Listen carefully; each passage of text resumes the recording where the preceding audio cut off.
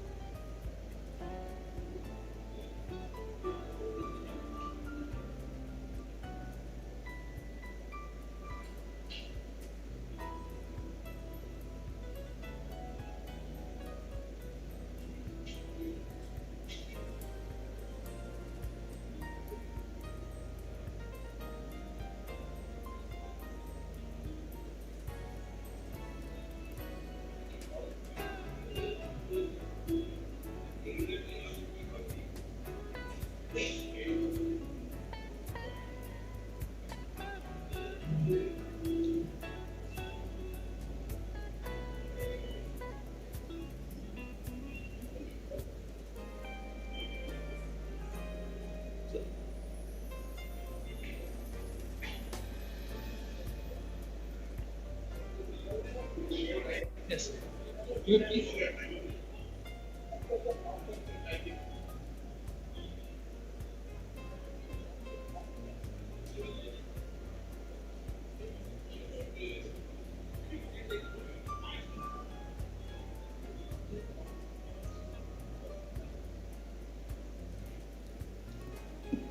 Good morning to one and all. I request you to please take your seats. We'll begin in the next 1 minute.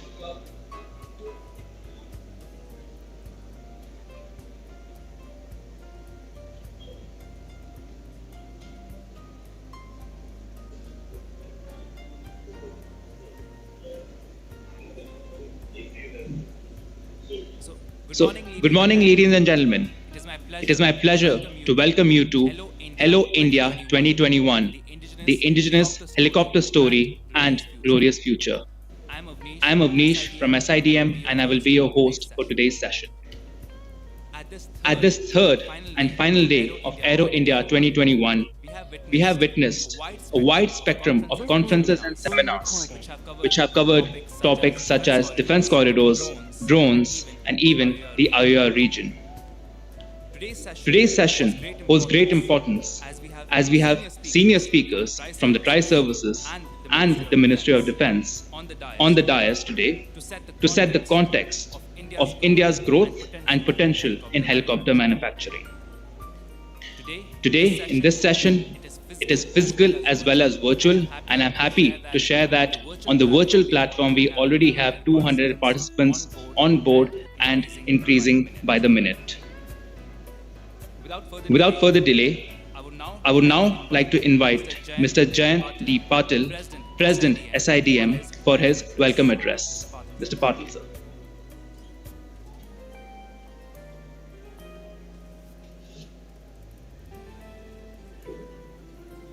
Thank you, Avnish.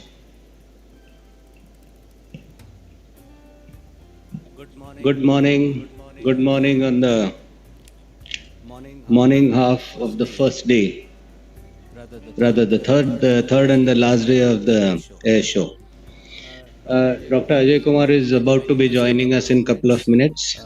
Air Marshal Sandeep Singh, Deputy Chief of Air, Admiral Ravneet Singh, Chief of Personnel, Indian Navy. Arup Chatterjee is about to be coming in any moment from HAL. Rajendra, my friend and colleague from SIDM and from industry. Members of industry, officers in uniform. At the outset, I wish to thank all the dignitaries, specifically Deputy Chief and Chief of Personnel Indian Navy to be here. And of course, on the final day of air show, and we are just talking about it, the air show this time, instead of 5 days has become 2.5 days de facto. And of course, it's got squeezed in, and as a result, one needs to probably get into a little more of efficiency of closing out, and that's the reason we are starting while some of the VIPs will still join.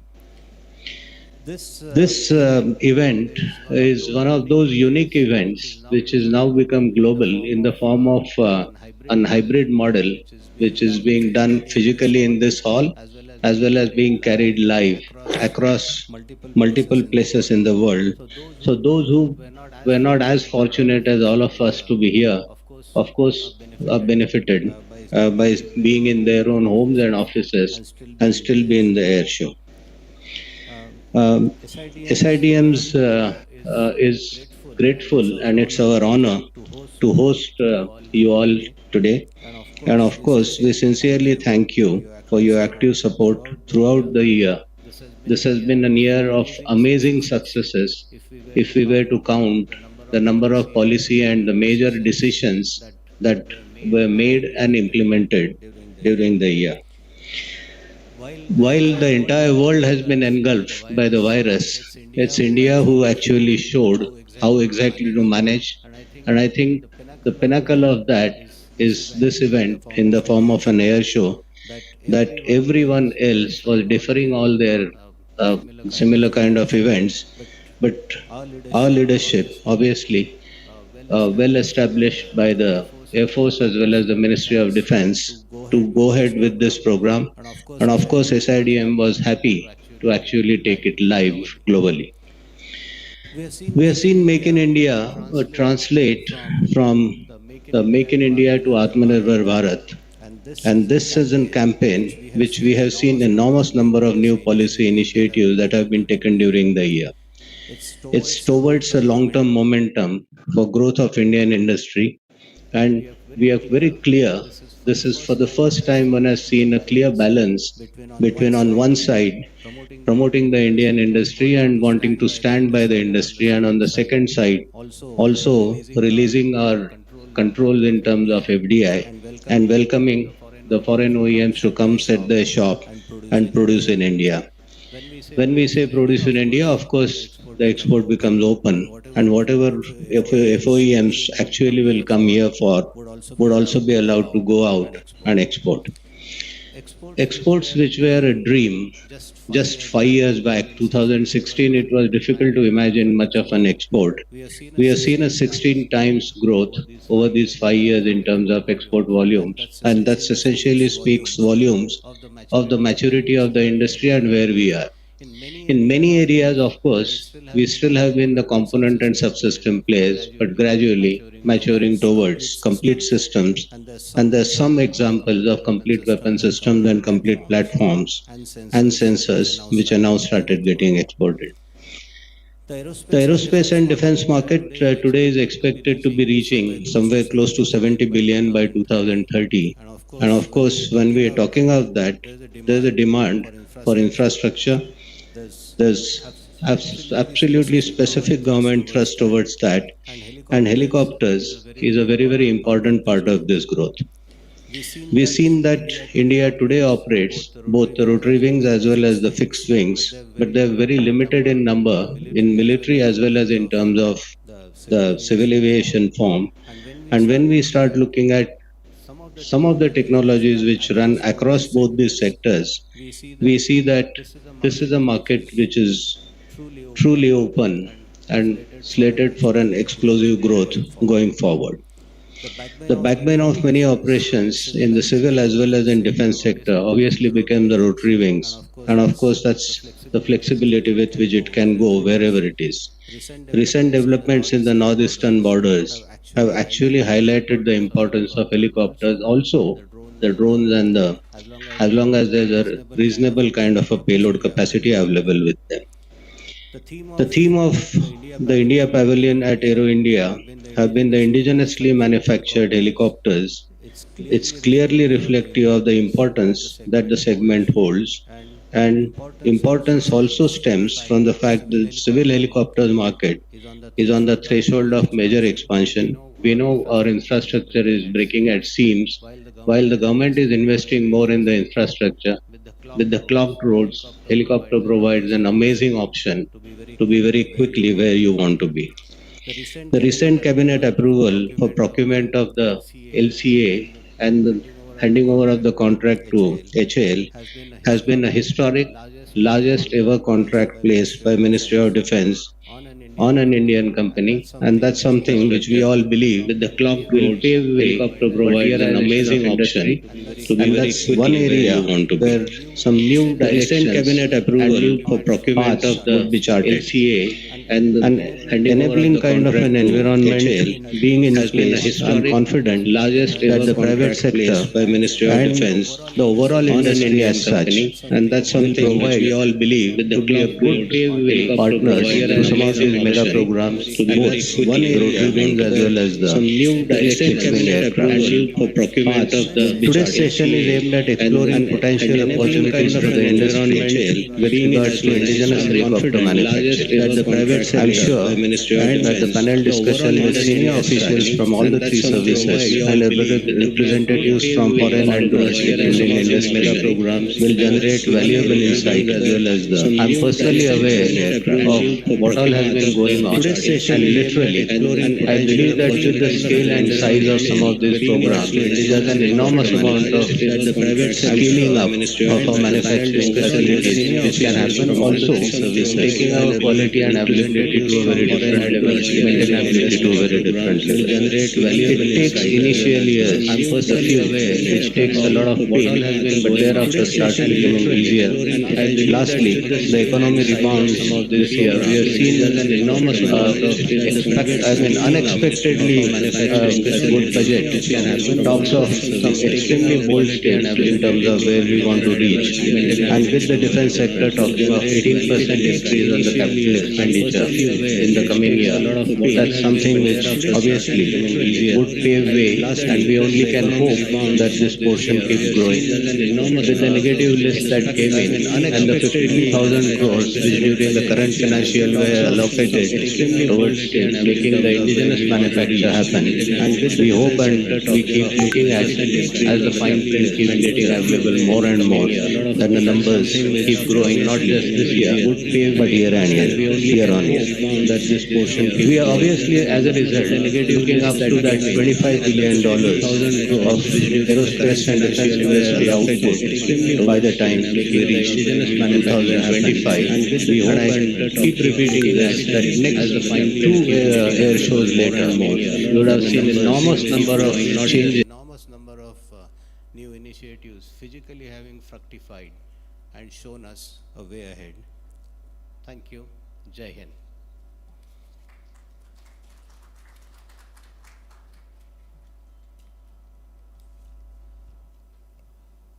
Thank you, Mr. Patil, for bringing out the potential of our market, the importance of helicopters, and how it has recently played a role in our conflicts going on in the north. So thank you for setting the context, and as industry, we do look forward to supporting the forces for that, reaching that goal of 25 billion defense industry by 2025. For our next speaker, just for everyone's information, Mr. Arup Chatterjee is occupied as the Chief of Air Staff, has just visited the HAL stall, so he will join us as soon as he gets free from that engagement. But nevertheless, we will move to our next speaker.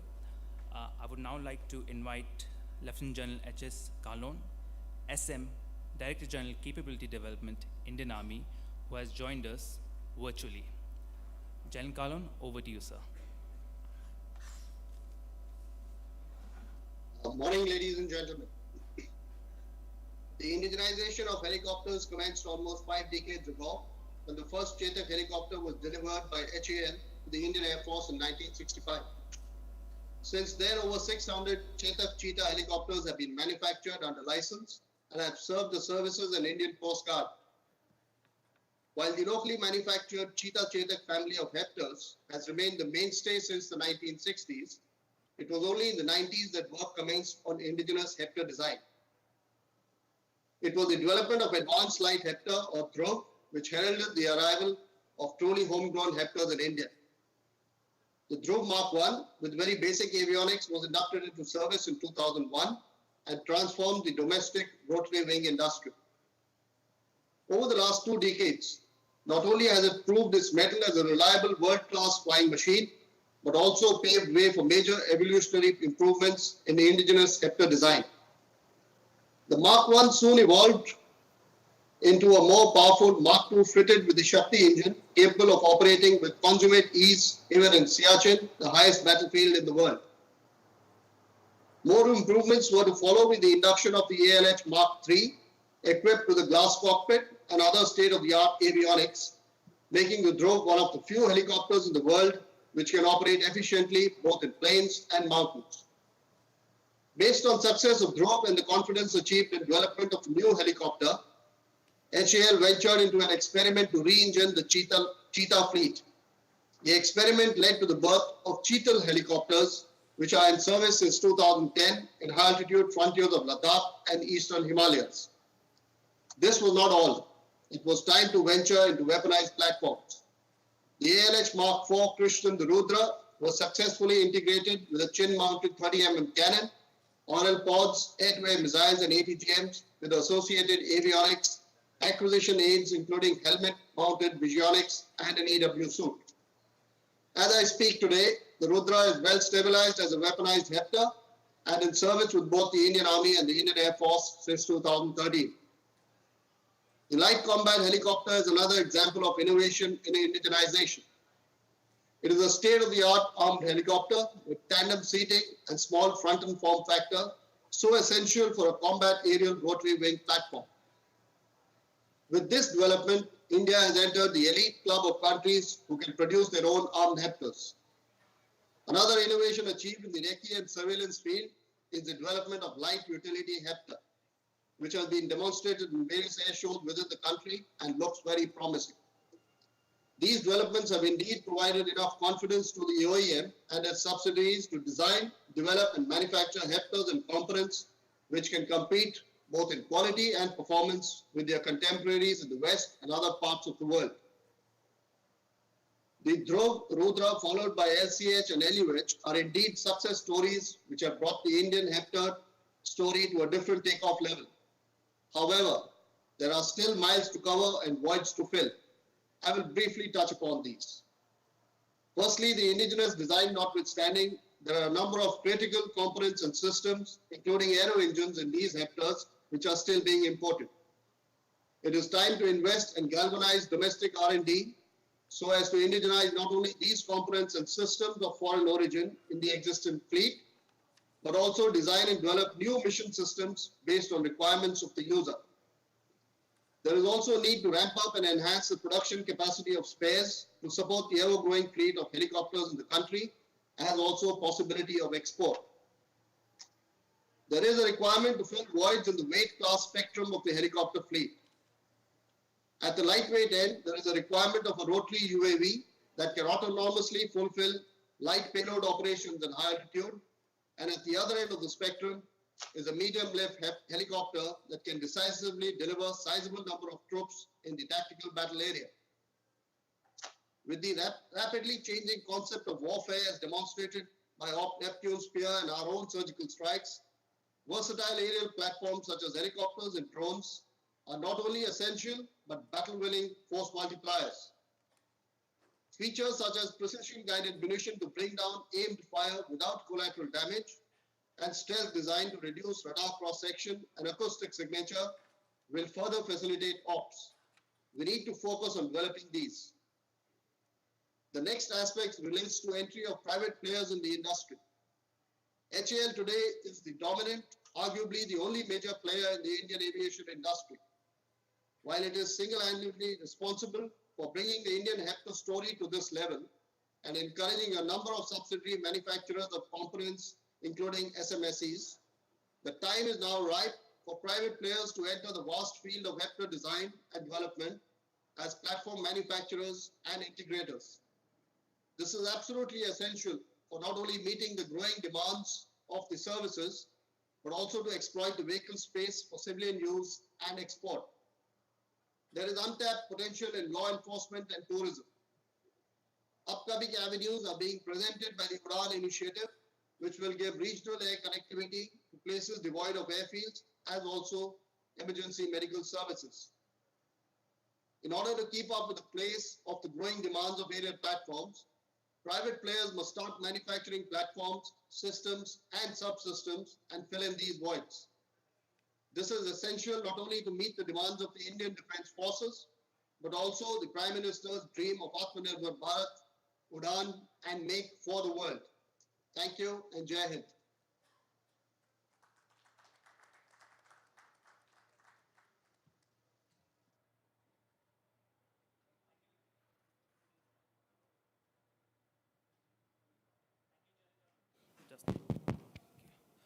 Thank you, General Kalon, for your address and aptly bringing out that we have had some innovations, but there is a need to invest in R&D, get more innovations, and for the private industry to get involved in helicopter manufacturing. So thank you for bringing that perspective out. I will now like to call upon Vice Admiral Ravneet Singh, AVSM, NM, Chief of Personnel, Indian Navy, for his address. Sir.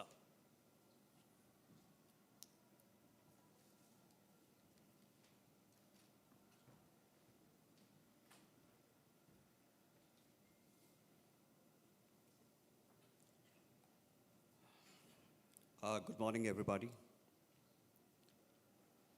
Today, Indian Navy, in particular naval aviation, has charted its roadmap for expansion through a well-defined capability building perspective plan to meet its future operational requirements. One of the most important milestones of this plan is to achieve self-reliance in future naval helicopter program, thereby avoiding the dependency on the foreign OEM and garner niche technology. Helicopter forms an integral part of entire spectrum of naval operations and are extensively used for combat, utility, HADR, expeditionary, and special ops role. Indigenous naval helicopter program is not entirely a new domain for us. We have been operating indigenous Chetak and advanced light helicopters built by ALH for almost 5 and 2 decades respectively. As we speak today, Indian Navy is in the process of inducting 16 new ALH Mark III helicopters for coastal security and search and rescue requirements. To ensure that Indian Navy iron helicopters are combat ready and are able to meet ever-increasing spectrum of naval operations, it is vital that we lay a formidable foundation stone for indigenous naval helicopter program. This would provide a boost to the Indian industry, plow back our fiscal resources back to the economy, create employment avenues, and more importantly, make us self-sufficient in Navy's helicopter requirements. Society of Indian Defense Manufacturers, SIDM, would play an important role in getting all players of Indian defense industry together, comprising of public, private sector, startups, and MSMEs through proactive participation to further the vision of Atmanirbhar Bharat.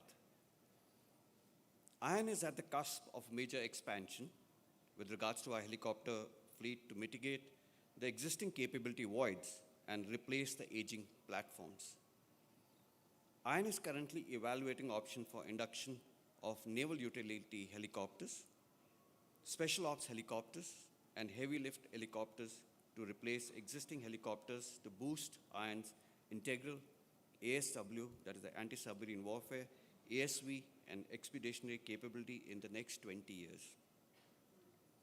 In addition to new inductions, Iron has given a lot of thrust on the upgrade of existing platforms with state-of-the-art indigenous weapons, sensors, and equipment to boost the capability of the existing platforms.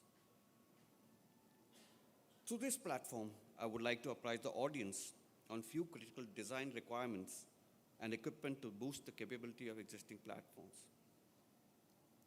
First and foremost is the blade-stroke-tail folding mechanism to facilitate stowage inside ship's hangar, which have very limited space.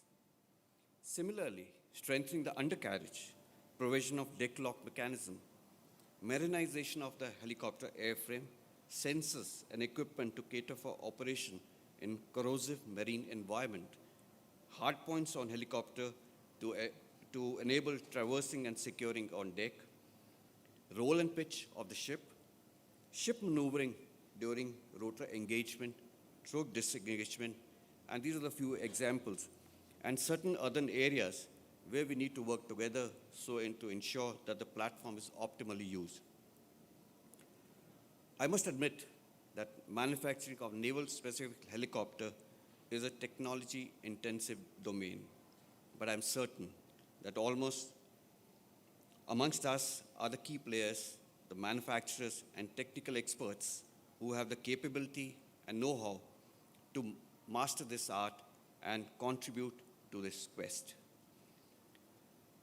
Before concluding, I would like to reiterate and re-emphasize that ION is committed for the growth of indigenous defense sector through indigenization, absorption of niche technology through SP model, that is a strategic partnership model, transfer of technology, and involvement of private players to enhance healthy competition. I am certain that SIDM, through public-private participation, would enable us to achieve this vision. I wish Aero India 2021 a great success and compliment the SIDM for organizing for this endeavor to bring the armed forces and defense manufacturers on the same platform. Thank you very much. Jai Hind.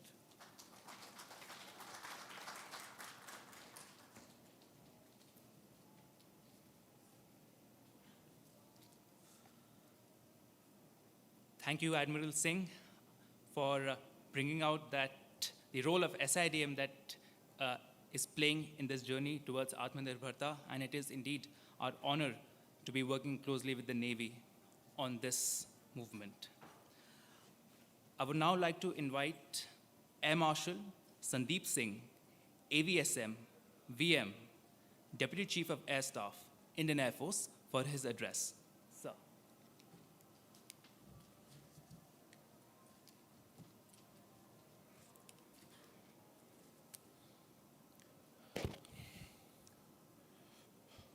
Good morning to all the participants, both real and virtual. To begin with, I congratulate SIDM for having managed to organize this webinar cum seminar together in this hybrid form, despite the limitations as Mr. Patil himself brought out. And on an important issue of Heli India, I think Heli India 2021, to discuss the growth of indigenous helicopter industry as well as what lies in the future.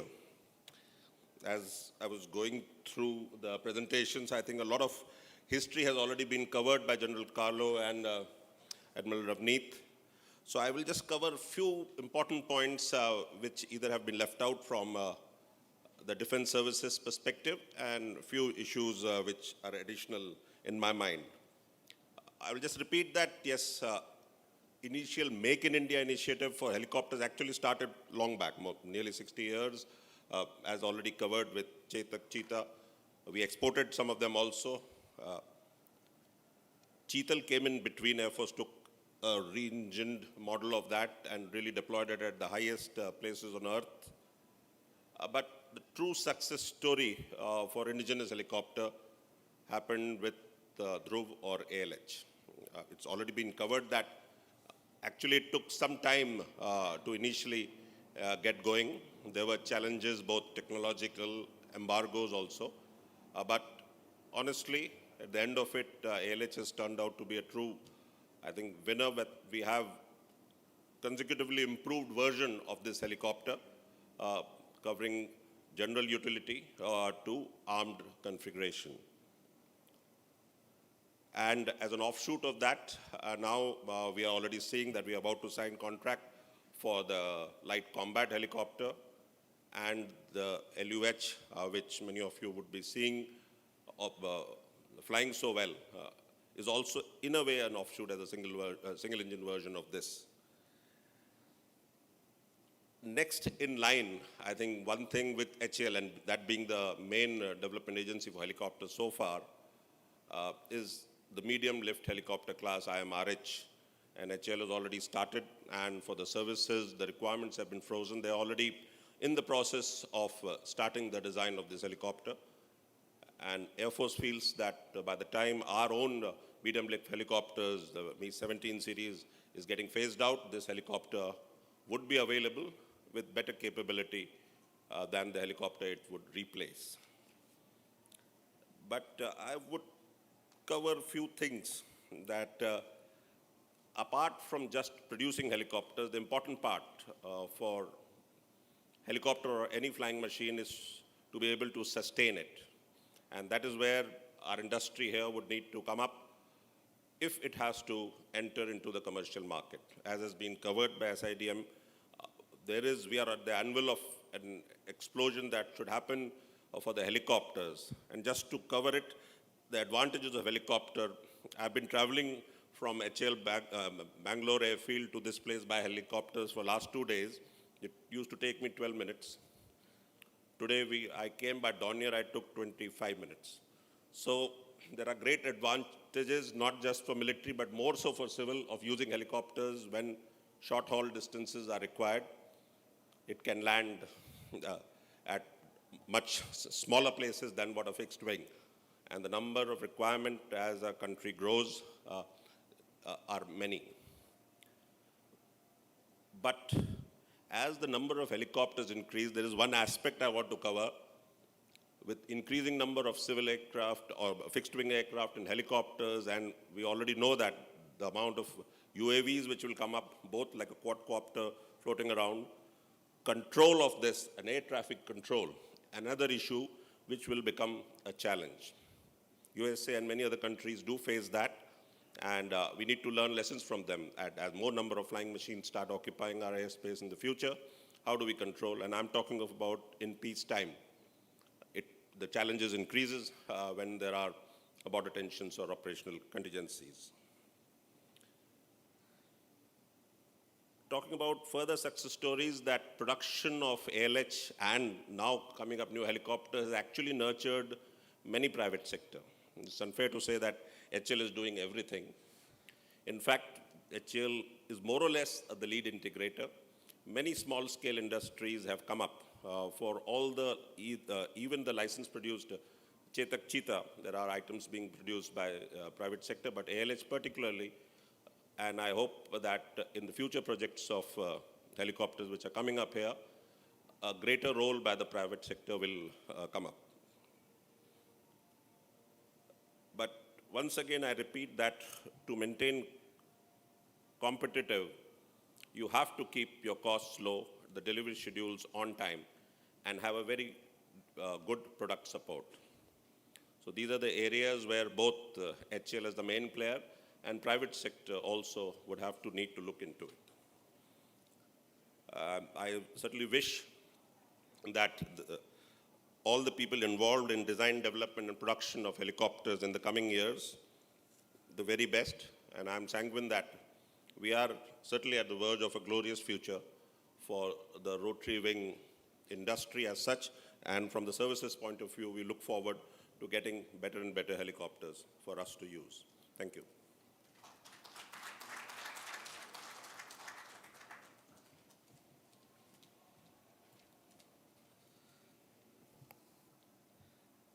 Thank you, Air Marshal Singh, for aptly bringing out the point of sustainability and the subsequent need for air traffic control as more and more helicopters and birds get into the sky.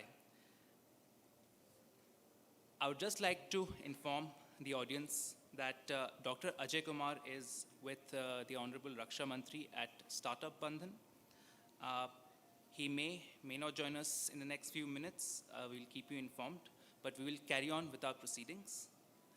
With that, I would now like to invite Mr. Rajinder Bhatia, SIDM Executive Council member, to deliver the vote of thanks.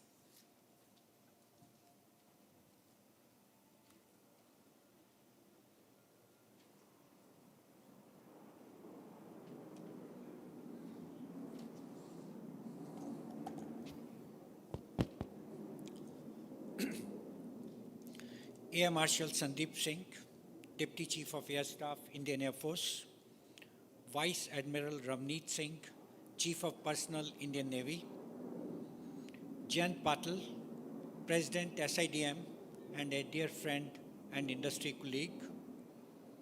Good morning, gentlemen, and I did see one lady. So good morning, lady and gentlemen. Today's seminar is quite unique in its nature. I think it's for the first time, perhaps, that we could get the views of all the three services in the giving the right perspective towards the indigenous helicopter story. I wish we could also get the perspective of the leading supplier or the industrial partner who had been making this story happen in the last few decades. But you all understand that events like Aero India, in which 4 days events have been now put together in 2.5 days, do lead to certain, I would say, engagement pressures, and there are possibilities that people can't make it to certain events. I would just like to highlight 3 odd key takeaways given out by the 3 services. One of the first and the foremost was that if you really want a glorious future, what you do require is niche technologies in-house. One of the steps to acquire these niche technologies was perhaps a strategic partnership model where it was expected that it could give a jump start to the private Indian industry to become one of the players in the game. There was also a mention of having the engine capability within the country if you really want a glorious future. To that end, I would say helicopter engines are a perfect first step if you really want a aero engine industry to come up in the country. And this must be taken up in the real earnest as part of our recommendations today.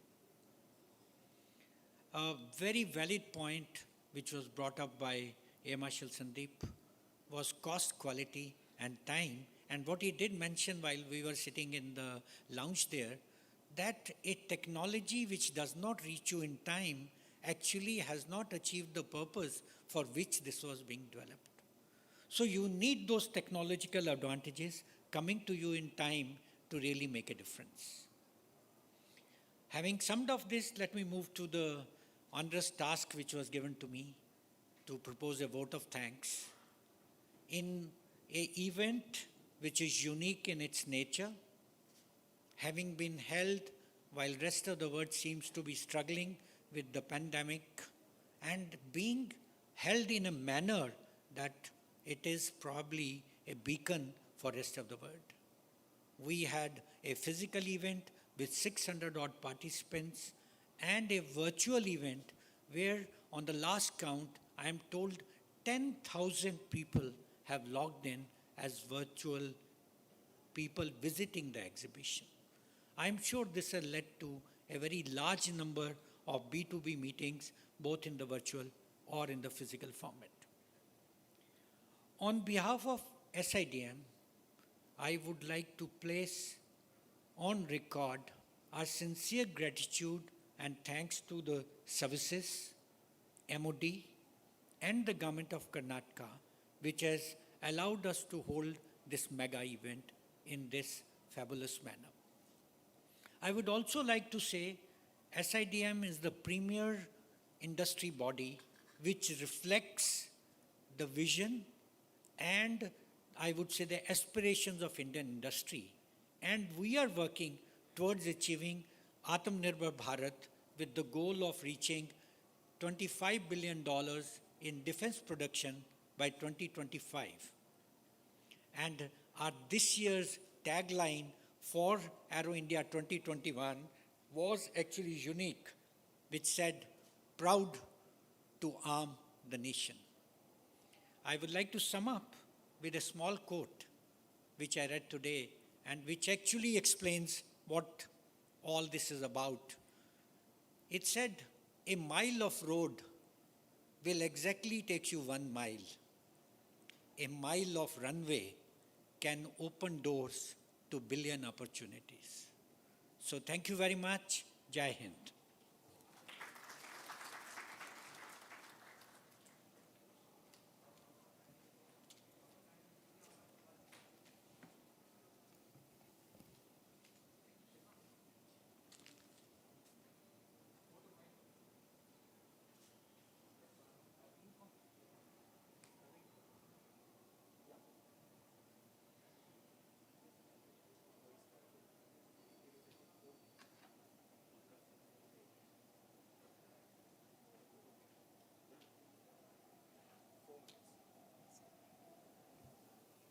Ladies and gentlemen, Dr. Ajay Kumar will be arriving at the venue in the next 4 minutes. I would request you to please be seated. Thank you so much.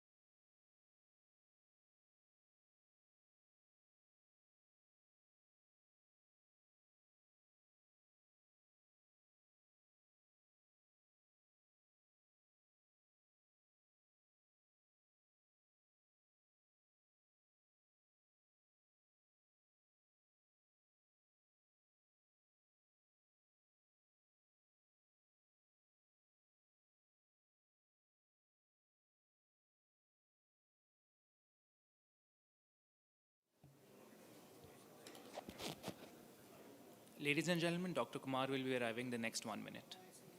Oh.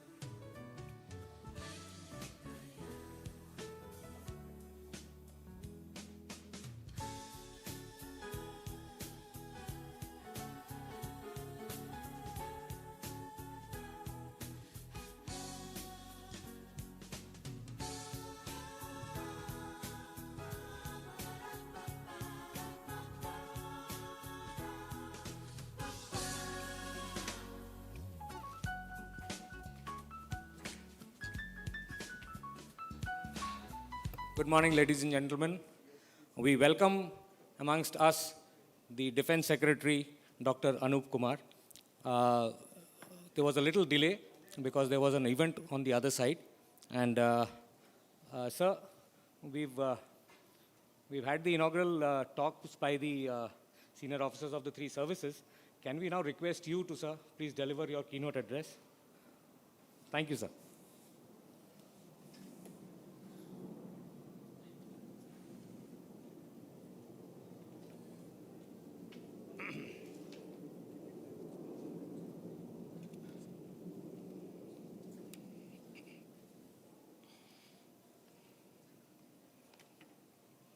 Good morning, friends. Shri Jayant Patil, President SIDM. I think that is the capacity you are occupying here. Deputy Chief of Air Staff, Air Marshal Sandeep Singh, Vice Admiral Randeep Singh,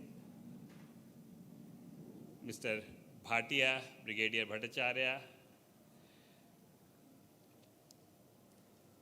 dear friends from the armed forces, dear friends from the industry, all those who are physically present here, and those who are connected virtually. A very good morning to all of you.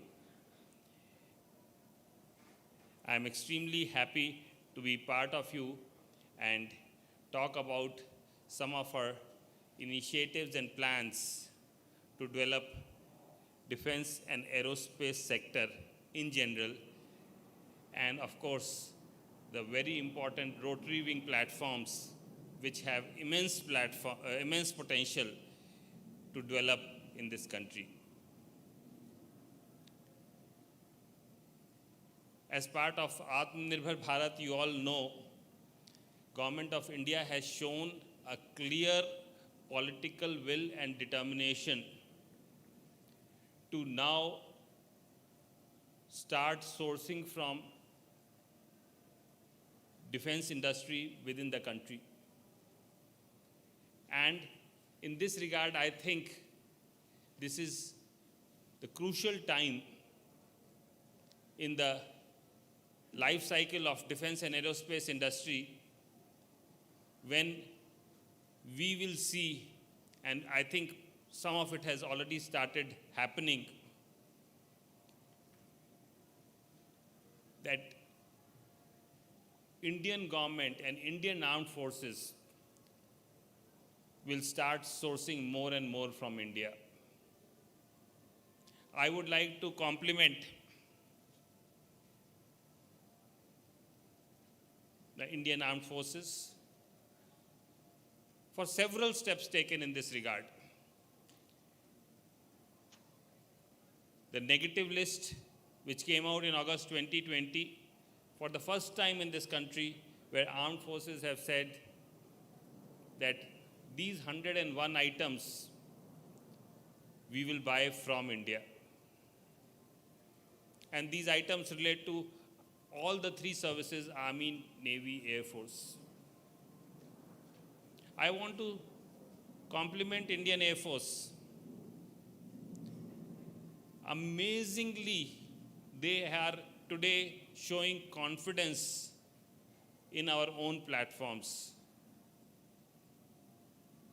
The light combat aircraft, now there will be about 120 plus aircrafts in the fleet of Indian Air Force. And they have adopted and integrated LCA in their fleet and showcase it proudly. Both, we saw it's being showcased in the in the show.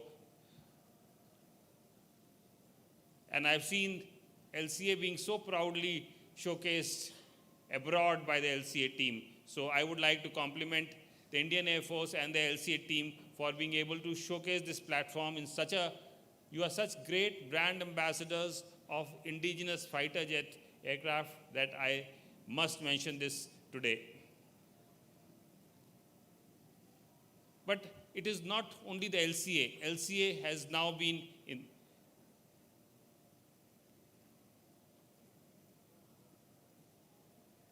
LCH, which has been works, has today been accepted, and we are now working with HAL for finalizing the order for LCH. Again, IOC was completed at double speed, and today we have the LCH order being finalized. We hope that order will also be finalized within a few months. LUH, yet another platform, and I am told that for LCH, Air Force has shown willingness not to wait for the order. Because order, we all know, sometimes negotiations take time, and they have shown the willingness to go and fly the LCH in operational mode even while the order is getting final. And this is a totally different mindset which we have never seen before. I would like to compliment Air Force on this. LUH, I mean, the Indian Army has given IOC for LUH today, and we will have one more helicopter in the bouquet of helicopters of HAL, Indigenous helicopter, which will be, now we have a range of helicopters which are being made in the country. And Indian Army needs to be complimented for having completed their IOC for the LUH.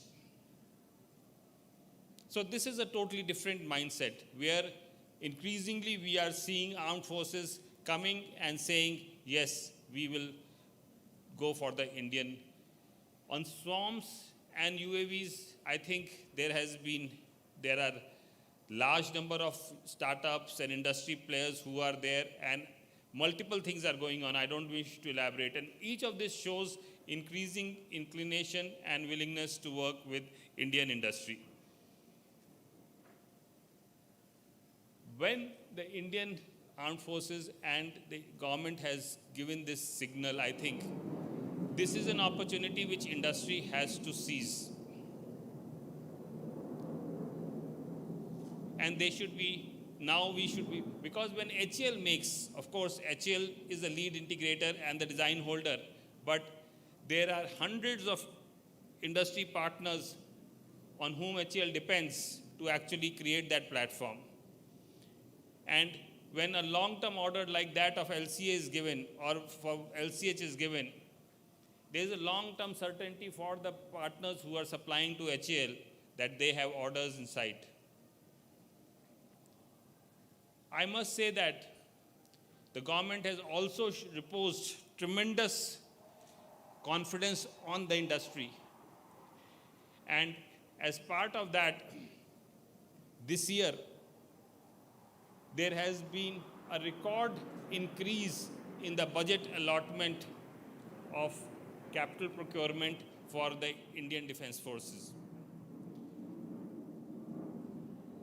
Last year was a very good year, and we had all celebrated, because against a normal 5 to 6% of growth on a year-to-year basis, last year we got 10% increase. And we were very happy with last year's increase. This year we have got 19% increase on 10-year increase of last year, which is like a bumper 30% increase in 2 years. This is unprecedented. At least for last couple of decades, this has not happened. And I can also tell you that government is of the view that if we are sourcing from Indian industry, funds for the modernization of armed forces shall not be a constraint. And this is amply evidenced with the way in which the budget has been increased for the coming year.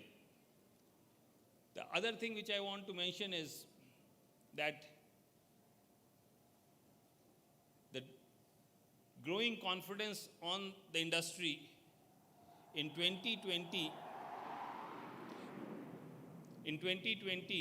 87% of the AONs that were granted were based on Make in India. For a country where we are largely have been in the past import dependent, and majority of our procurements had been import dependent. 87% of all our procurements are domestic. I think this is again evidence of how the armed forces are today increasingly looking at more and more domestic procurement. But coming back to the point of helicopters, the Indian Armed Forces requirement is significant, and that is definitely one area that the industry should look forward to. And that, as I have mentioned, with increasing budgets and increasing focus on indigenization, that is happening. But parallelly or simultaneously, there is a big opportunity which we have not tapped in this country, and that is for the civil use of helicopters. If we look at the per capita use of civil helicopters, we would be among the lowest in the world. Countries like Brazil or South, I'm not talking of America or other leading Western, European countries.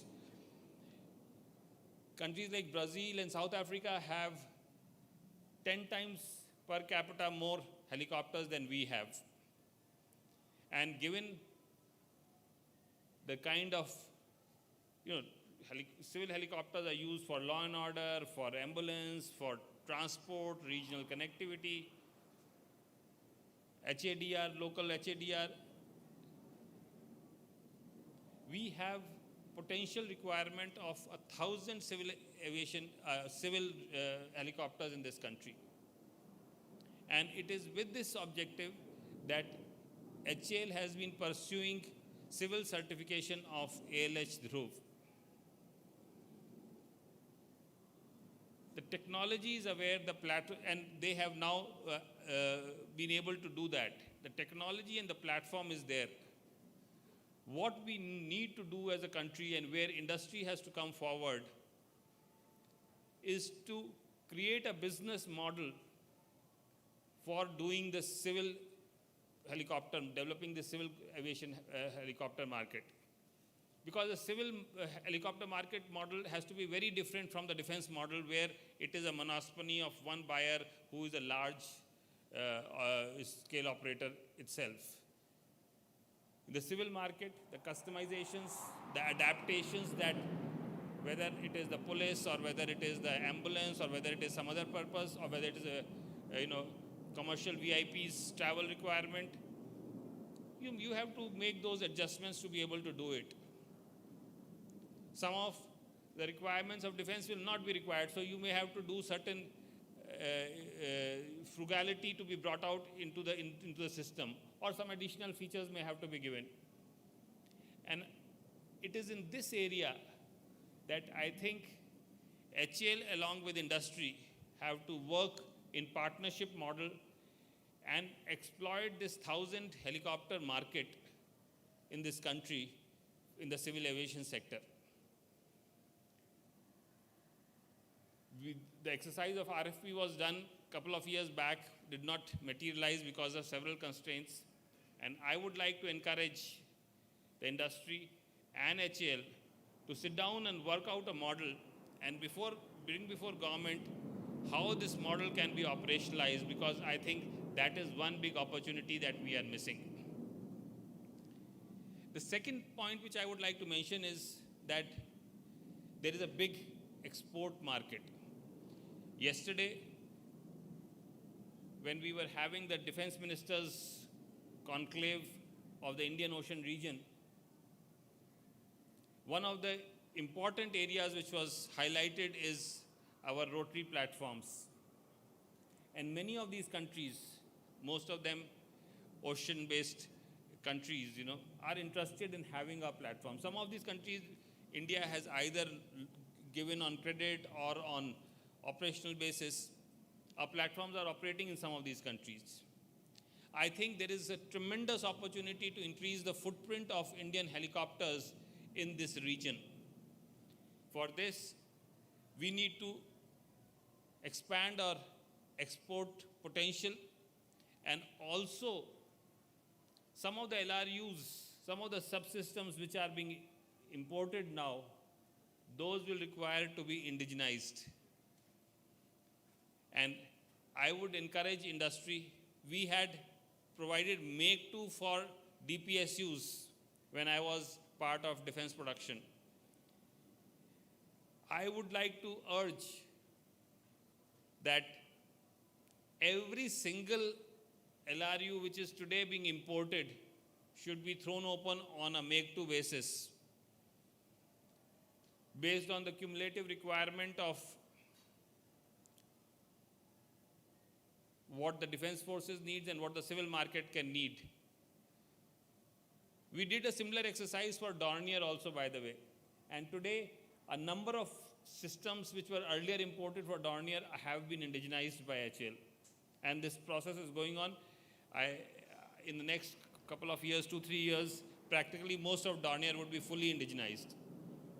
I think a similar exercise needs to be undertaken for indigenizing all the LRUs and components of ALH which are today being imported. Friends, I think let me conclude by saying that whether it is the rotary wing platforms, whether it is general defense and aerospace industry, this is a moment where the opportunities are opening up.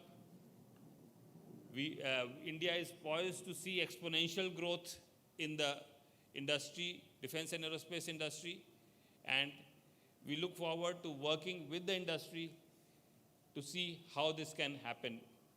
Indian government is today more than ever before open to procure from Indian industry. And it is with this mindset, let us both work together jointly on this path of creating a world-class defense and aerospace industry in this country. Thank you very much and all the very best. Jai Hind.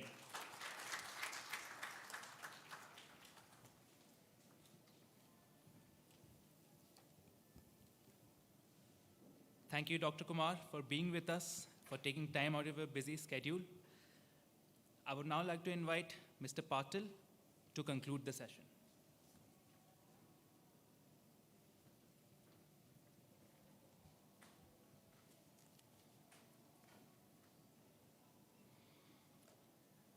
We had an amazing inaugural session, and towards closing, just want to touch upon some of those very, very important points that have been made.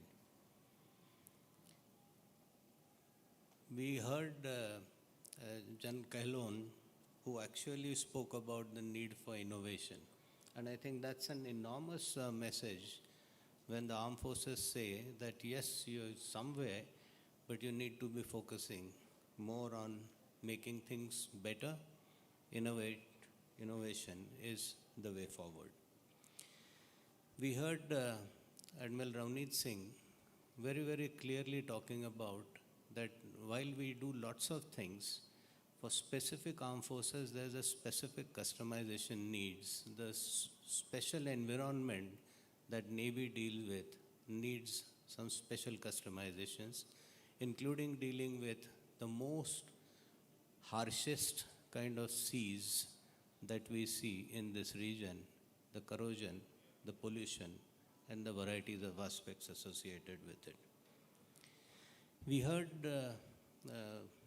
Marshal Singh clearly articulate the need and a clear mantra for industry that remain competitive, scale up to remain competitive, but at the same time, clearly look after three things: service support, the through life support aspect, the cost competitiveness, and of course, towards that, again, innovate, make things better, and of course, for use in civil markets, it's these three, as a fact, will take us forward. I can't thank Dr. Kumar more for very, very clearly articulating besides many other points, I will just touch upon 3-4. Thank you, sir, for showing the confidence on industry. It's the largest contract which the Ministry of Defense has just placed with HAL. And we know, as partners to HAL from Indian industry, there are hundreds of our industry members who would benefit out of it in the TRIs mode.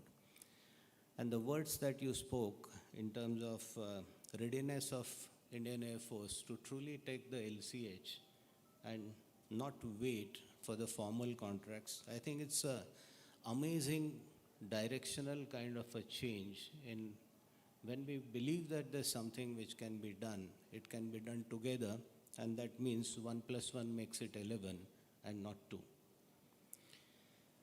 Armed Forces are our best brand ambassadors. I think genuinely a statement that you made today, if we have to really reach the exports and hit the global markets, the point you made on the exports, and I look at that in conjunction with the best brand ambassadors. I think with these two together, we can make amazing things happen.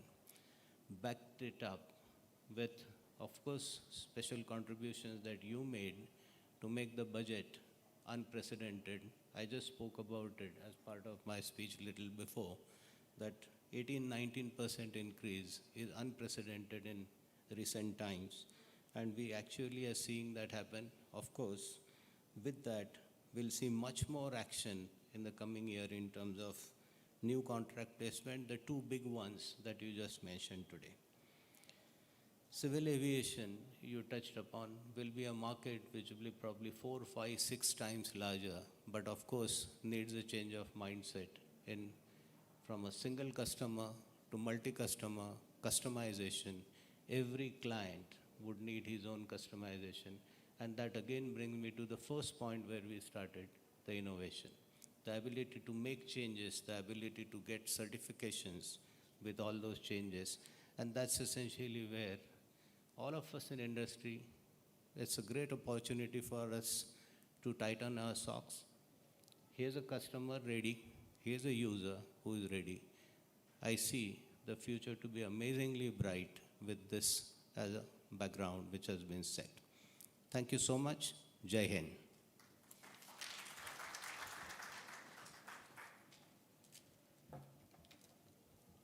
Thank you so much, Mr. Patil, for your closing remarks. With that, we will formally conclude the inaugural session of Hello India 2021. We will take a short 5-minute break. I request the participants to be seated and allow our dignitaries to leave.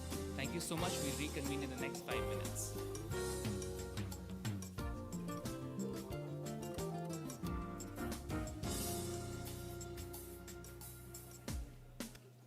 It's not.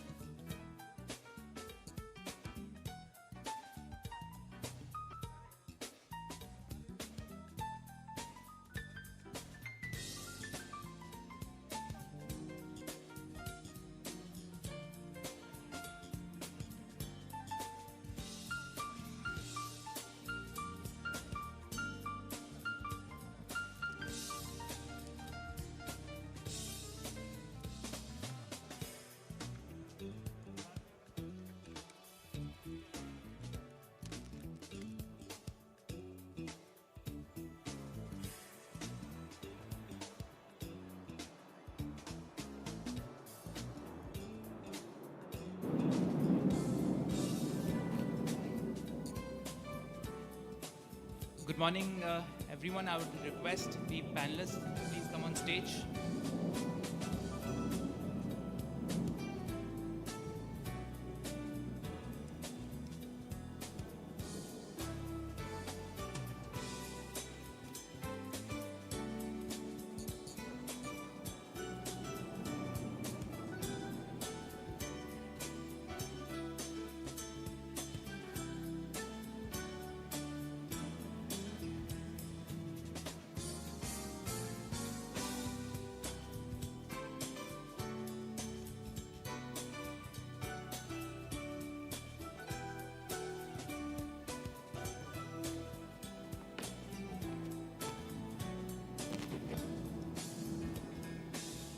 Good morning, one and all, once again.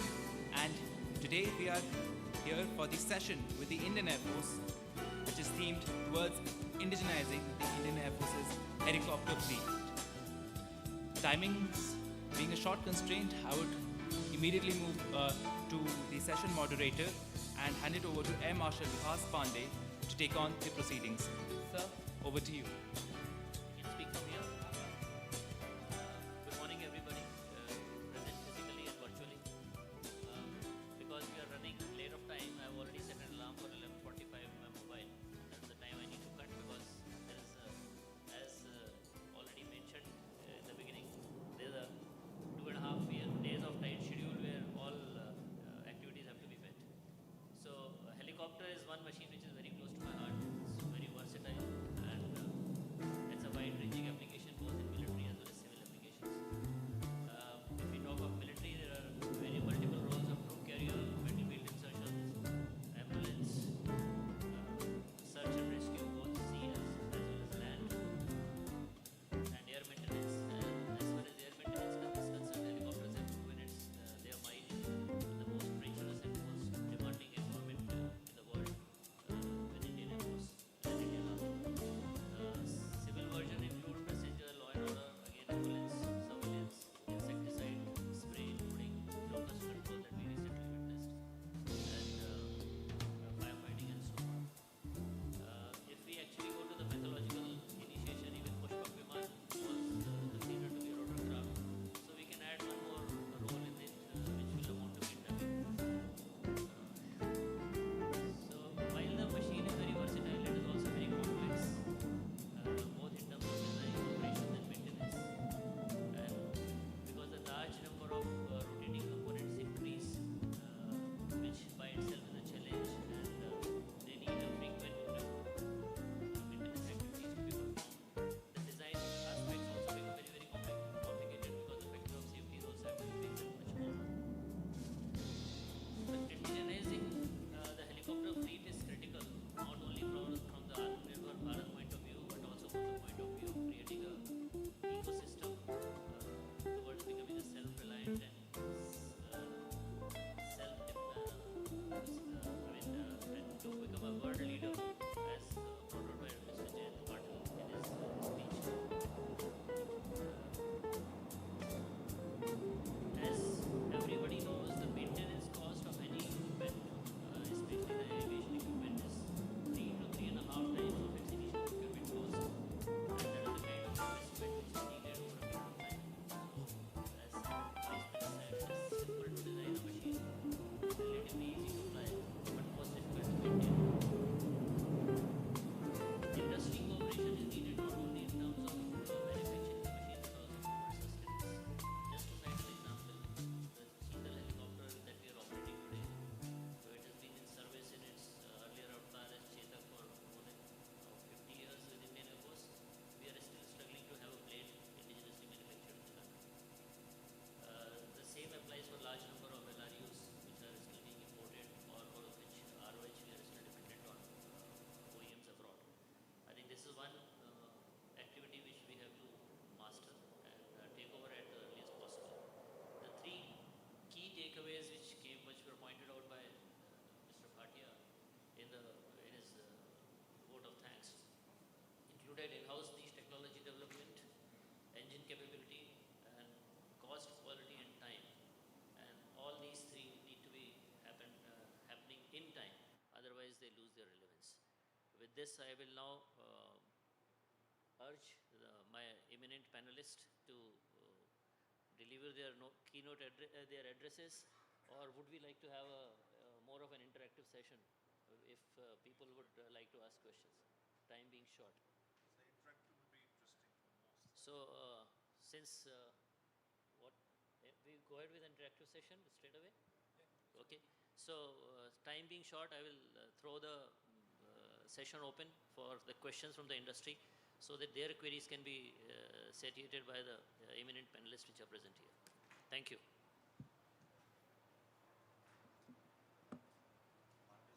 I recommend you as you start with the questions to each of us, then people will follow. It's my recommendation. Actually, one can give out a little brief on your portion, and then we can start the question answer. Okay, then I will request AVM Tiwari to give a brief on the capital procurement of the helicopters. Yeah, good morning to all of you here who are present physically as well as virtually. First of all, it gives me great pleasure to be part of this team and to hear good words first about the LCA, because I was deeply involved in that program, being part of the flight testing team for almost 5 years as well as heading it till just about 6 months back. So it is good to see that everyone has, exceptional confidence in the machine, both the Air Force and the industry as well as HAL. And I'm sure with this very large order, we will deliver the goods that is required. That said, coming to the LCH and the other platforms, rotary wing platforms that we are inducting, I think part of it has already been covered earlier by the DCS and the DefSec also mentioned about it. From 1992, when the first ALH started getting manufactured, the prototypes, and finally when it entered into the service in early 2000s, there was a bit of a struggle in terms of getting the quality, the initial design issues sorted out. But it is nice to know that most of the issues are behind us, and today ALH is the backbone both for the Air Force as well as for the Army to a large extent, with a good serviceability. So it only goes to show that if you persevere, you can deliver, and you have to keep basically be sure that you have confidence in the product that you're delivering. And this is very important aspect which people tend to forget, because building a helicopter or building any capital acquisition a machine is only one part of the entire deal. Actually, in terms of cost, it is just about 25 to 30%. 70 to 75% is actually support. And that is where the industry comes greatly into the picture. Because if you have a good product support, then it first of all gives confidence in the machine and confidence in the operators. Today, why Boeing or Airbus in the fixed wing fleet, they are doing so well. A machine gets unserviceable in Paris or in New York, a part is available to him in 24 hours to rectify and fly. So tomorrow, if you are looking at doing a similar thing in the private sector and for the civilian use for helicopters, and why for even civilian use, even in the defense forces, we should have this network and structure in place where parts are available within 24 hours. That is what gives the confidence to the operator to keep that machine in flight-worthy conditions and profitable as a business, if it is a business model. So this is a very, very important aspect where HAL, as well as the private sector, HAL as the lead integrator, and probably in terms of the overall product support, and all the participants in the private sector who support HAL have to get involved, because this is a critical aspect. In terms of confidence in the Indian industry, I can only tell you that, like the Defense Secretary was mentioning, the LCH, we are already very close to signing a contract for the initial 15.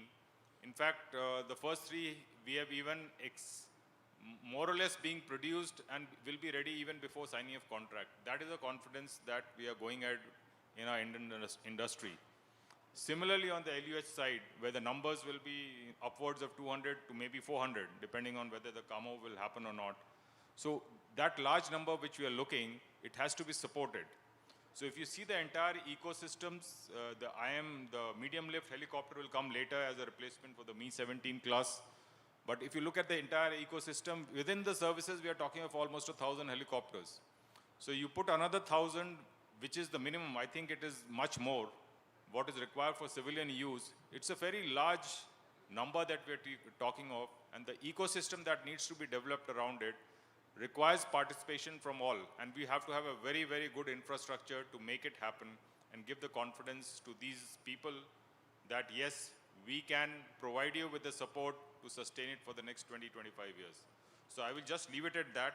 I think that is something we should look at as an industry, and I'll hand over to Rajshekhar, Commodore Rajshekhar. I'll give the...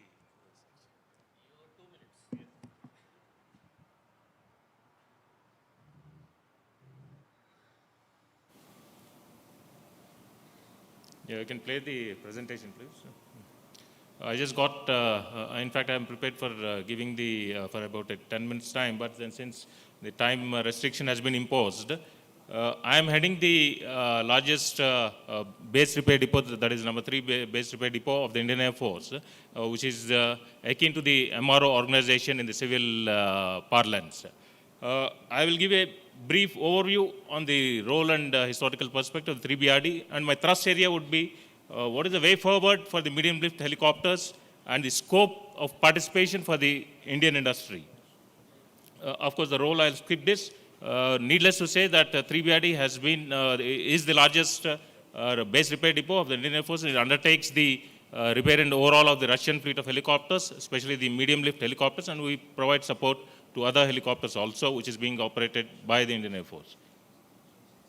The historical perspective, the depot has made a modest beginning in 1962 with the overall of IL-14 aircraft, about 20 in numbers, and subsequently as the new weapon systems, that is especially the Russian helicopters, were inducted into the Indian Air Force since 1965, the ROH facilities have been established for the Mi-4, Mi-8s, and Mi-17 helicopters since 1965, and we have been undertaking this task presently for the Mi-17, Mi-17-1B, and the Mi-17-5 series of helicopters.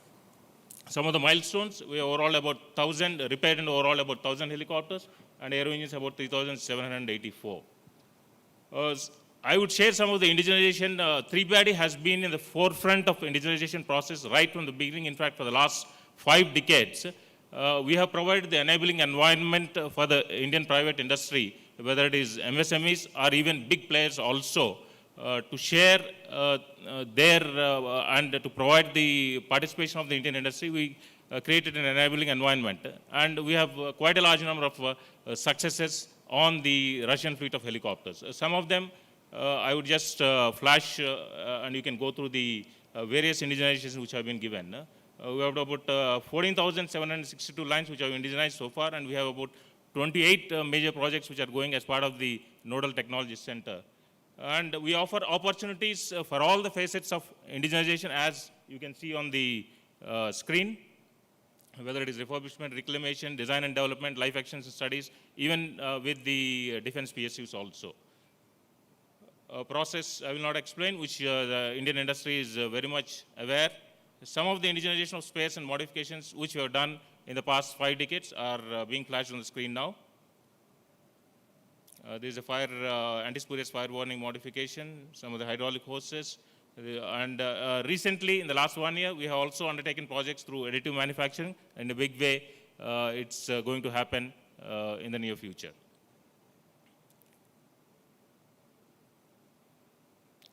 We have also undertaken, with the help of the defense PSUs, the engine blade manufacturing and development of various coatings for the engine components. This is basically as part of the reclamation process. MLH upgrade project is being done with the foreign vendor with one of the Indian offset partners in a big way.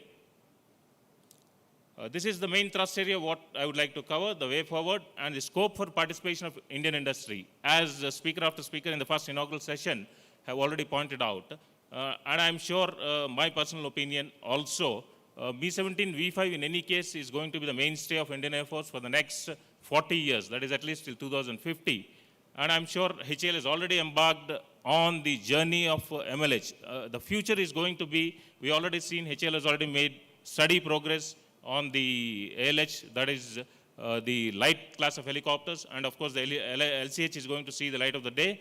And now it is going to be the day of the medium lift helicopters in the next 3 to 4 decades to Okay, mature. last 1 minute. Yes. And some of the, we are looking at the Me17 V5, some of the critical high failure avionics aggregates, which we need the participation of the Indian industry, both as repair of these Russian aggregates, as well as we are looking at the substitution of these particular aggregates. And as part of the MLH plan for the indigenous development of the MLH, and it is the time now to invest, the private industry should invest in the medium lift, manufacture of LRUs and all these things, and which will go in a long way. Along with the aggregates, I would say one of the most important facets what 3BRD is looking at is the process outsourcing of the overall of helicopters and rotables. This is where we need a hand-holding from the Indian industries, wherein the 3-base repair depot doesn't have the kind of capability to handle the large fleet of helicopters being operated. So as part of the overall process on the 3 verticals, on certain critical and non-critical areas, we are looking forward to the participation of the Indian industry. You can see that dismantling, acceptance, and defectation and structural repairs. So this is what I'll just flash. These are the areas where we are looking at the participation of the Indian industry. And these are some of the rotables wherein it's going to help us both from the MRO point of view and even a substitution point of view also. You can participate on these rotables along with the avionics components which I already flashed in the previous slides. That's it. Thank you. Thank you, Rajshekhar. Now I'll request Mr. Michel to cover on the certain areas in which he is working towards setting up an indigenous technology base in India and working in conjunction with MOD and DPSUs. Thank you, General. First of all, I would say big compliments to the Indian MOD and in particular to the Air Force by developing the strategy, creating an indigenous Indian helicopter rotorcraft industry. That's a fantastic journey you are heading on. And let me make a few comments on how I see this developing and where we as a company are supporting this big journey.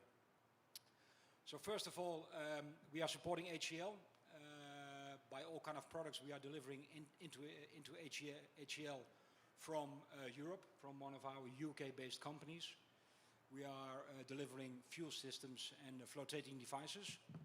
But here it comes. Currently, we are making these parts in the UK, but these parts and this technology in conjunction with this manufacturing technology will be transferred to India. That's a part of the deal with HEL. So I would say that's an excellent example of how we are going to support the indigenous capabilities here in India. Secondly, what is also very important is what you're doing on the Apache and Chinook helicopters, and potentially in the future some other helicopter platforms as well, whereby you're banking on offset, which is required by Indian law. And by doing this, you are also supporting the indigenous industry. In our case, we have been able to set up a joint venture, which happened to be here in Bangalore, with a very respectable company called Sasmos. And with that, we are developing wiring capabilities here in India. So right now, in this joint venture, we are making wire bundles not only for indigenous programs, but also for the Chinook and hopefully soon for the Apache helicopter as well. And in addition to the F-18 fighters. So this is, I would say, a showcase of how we are supporting the indigenous capability as well. So for me, it's twofold. One, a big compliment, like I said, to the armed forces and to HEL by developing the own rotorcraft platforms here. And secondly, by banking on offset credits by buying products internationally. And let me make one further remark on, let's say, the international platforms. The good thing there is that the wiring harnesses we are making, in this case for the Chinook, is not only for the Indian portion, but it's for all the Chinooks worldwide. So you see that you can use that capability to further develop for your local industry. So that's my remark. Thank you so much, General. Thank you so much. Now I'll request Bharat to give the industry perspective. As I see from this side, he's already been inverted, so I would like him to quickly cover what industry feels. Yeah. Marshal Pandey Sahab, members on the dais, my friends in the media, friends who are online. First of all, thank you very much for taking time out to be here this morning. I know Pandey Sahab will ring the bell, but so we can afford to push it back 5 minutes. So while I sat there and heard all the captains of the Air Force speak on the helicopters, something struck me as very interesting. I realized that the helicopter came before the fixed-wing aircraft. And when I asked myself, why am I going to explain this to the audience? Insects came before birds. Insects are essentially helicopters. Birds came much later in the evolution chain. I'm convinced that as a country, with our limited resources, we need more helicopters on both sides. I was very impressed with what Rajshekhar Sab said over here. A little background on myself. I operate a company. We operate a company called Max Aerospace. We are probably India's largest, what you call LRU/aggregate MRO. We're also an expert at aircraft modification. Sir, as you must know, the EOIR modification was designed and done by us for BEL. We are certified also by Sikorsky and have been maintaining helicopters at our hangars in Mumbai for more than 20 years. When you see the scale of the opportunity that is presented by the defense forces, I believe Indian industry has still done inadequate to support it. No finding fault. I think a part of that is the grandfather clauses that came with the technology imports from the OEMs in a country that was driven by very strong socialist policies in the 70s and 80s. So what we did have is all the agreements that were signed were HAL or nothing. And these have been grandfathered today. So while Indian industry, let's assume our own company would like to enter, I would still have to take the equivalent of a no objection certificate from HAL to be able to do a product that HAL may or may not be wanting to do. Capability they have. So sir, as AOM, this is the first request from industry. We only are requesting that the grandfather clause not be a limiting factor for Indian industry. If we are today supporting 250 aircraft, take for example on the fixed wings, our organization supports Indigo fleet. We are guaranteeing a 98% uptime on 3,500 hours a year of flying time. Now, if we can achieve that on an A320 in its myriad versions, the Neo, the CO, the Classic, I'm very confident that given the knowledge that we have on, say, Sikorsky's, we would be able to support your machines. But we must not be restricted by a grandfather clause. The second aspect is perhaps what we have discussed yesterday. Pandey Sahab was part of it. Many Indian industries do not have all the certifications required for military. CEMILAC runs a differential certification process as opposed to DGCA or FAA or EASA. We are hoping that harmonization there will happen sooner than later. Nonetheless, it has to happen in a manner that is befitting both the sides. So that is a separate pursuit we will have. And finally, sir, on materials. A classic challenge, sir, perhaps again, grandfathered agreements with Rosoboron export. We do know that you have a bunch of Russian aircraft there. We are unable, and I'm being upfront honest, sir, unable to get spares from there because again, for many of the Russian aircraft, unlike many of the Western aircraft, the spares will be sold exclusively through one organization, only to government. So, if the military has spares, and by military I mean Army, Navy, Air Force, whoever, Coast Guard, then we would be in a much better position to support your aircraft. We are used to giving 99% uptime, sir, at 3,500 hours per year flying time. And these are the small requests. The rest, we are asking for nothing. We seek no concessions. We seek no money from you. We aren't asking anything. Just an opportunity to prove ourselves and do what is right like we have been doing. Thank you. Jai Hind. Thank you, Bharat. But before I throw the question and answer session open, I would just like to cover on three aspects that Bharat has brought out. First and foremost is equal opportunity. I think a lot has been done in this particular direction. And the policies have also been liberalized by Government of India, which is offering the equal participation opportunity to DPSUs as well as private sectors. In fact, today DPSUs find themselves in a disadvantageous position vis-a-vis private industry in terms of bidding for certain activities. So I think that aspect has already been addressed. Standardization of processes in terms of certification, this was one issue which was covered by me. And you heard Amber Dubey yesterday. A lot is being done. We have already decided to have a meeting on the subject and bring in a harmony as to how we can achieve it better, because if on both sides, it's actually lives at stake. So if one certification is good to go for one particular aspect, why it is not good to go for another aspect? So we will bring in a harmony in that particular direction. Last is the commonality of material. It was part of my talk yesterday that aviation standards, aviation materials are common, and if one thing can be developed, why another thing cannot be developed? So I think you're only trying to coax me further into getting into an argument, but I'll refrain myself from that. But the fact is, any aviation standard material which is good to go for a certain application can be applied across the board without any doubt. A large number of indigenous material have been developed, starting from rubber compounds to metallic material, and more can be developed. It is not that we have to put a stop to it. And certain areas where we are feeling the pinch as services, I think industry has to come forward and offer a solution, and we are open to receiving it. My stand has been very, very clear that I am not the promotee of complete transfer of technology before undertaking any activity. You come, demonstrate your potential, prove it to us. I'll be the devil's advocate at that time. If you can prove your worth, we are a partner. Now I throw the session open for the question answer, if there are any. May I suggest 1 second?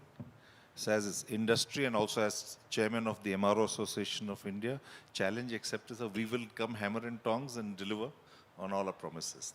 Thank you. This is Dr. Subramaniam, MD of SLN Technologies. We work on avionics LRUs indigenization. I have one suggestion. From all whatever speakers spoke, one thing is very clear. Long-term maintenance is one of the problem. AOM mentioned still a lot of LRUs are imported, and AVM mentioned that 12 hours time we are able to repair in France. One problem what I see is we went behind indigenization, but we somehow missed standardization. So 10 platforms, 10 different designs, 10 different vendors. We are not allowing any single vendor to work on 2 platforms. This is the biggest problem. All 10 vendors are successful, but each one has, a design is different, and how long they can keep space, how many years they can support, where is the money, where is the contract. I think next slogan should be standardization. Anything, how many platforms minimum we can use this. So one small example I'll quote, Mi-17 Air Commodore is here and Mi-25. We all know that Mi-25 life is so small. Mi-17 FDR is in advanced stage, almost completion. We still float one more tender and allow somebody else to win. So where is the time for all these experiments within the limited resources? I think we must focus on standardization. That's my submission. I couldn't agree with you more. I had a fortune of working on a large number of Russian platforms, and some components are common starting from Mi-8 to MiG-29. So that is the kind of standardization we need to bring in. In fact, this is one point which I have already conveyed to HAL. When there was a requirement of developing certain kind of pump, they continued to develop pump with 3 liter per minute gap, and they developed 5 such pumps. Okay, wherein the top rating pump could have been developed and the idling circuit improved, and it would have catered for every requirement. Notwithstanding, actually the standardization needs to start at the time of manufacturing. And so if the standardization takes place at that particular time, I am sure anybody who is participating in that will have a larger revenues for providing these services for that particular activity. Now, talking of the FDR indigenization, why a separate query needs to be floated, one must appreciate that the number of channels are different in every aircraft to aircraft. Okay, so there may be provisions There may be provisions, but when the initial query has been floated, I don't know how much of redundancy has been catered for incorporation of additional channels. So that vision also needs to come in at the time of indigenization. I accept that particular point, that while we are floating the query, we also have to cater for certain 20% or 25% additional channels to be incorporated in the equipment which is being indigenized. So we will take the point home and we'll incorporate it in the future. Thank you. Yeah.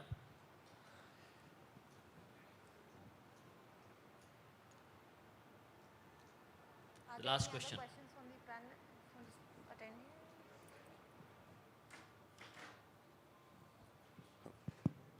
attendee? Sir, I am Brigadier Huku. I am from the NGS branch. I just wanted to not ask a question, but because I understand after this session, the August gathering will not be here to listen to the next session. But there was a remark made by Mr. Bharat regarding the grandfather clause. While we concede to the fact that it was applicable to the Indian Armed Forces to quite an extent, but Indian Army, and I'm sure Indian Air Force has taken a beginning, we are not now anymore in control of the HL, of taking the overall and the MRO activities for the Indian Armed Forces. In fact, Indian Army has already made a beginning. We have taken away 2 major places of the RPA's servicing from HL, as well as for the engines, where we have forced HL to give it away to the OEMs because of the poor performance. And I'm totally in agreement with what Air Marshal Pandey was bringing out.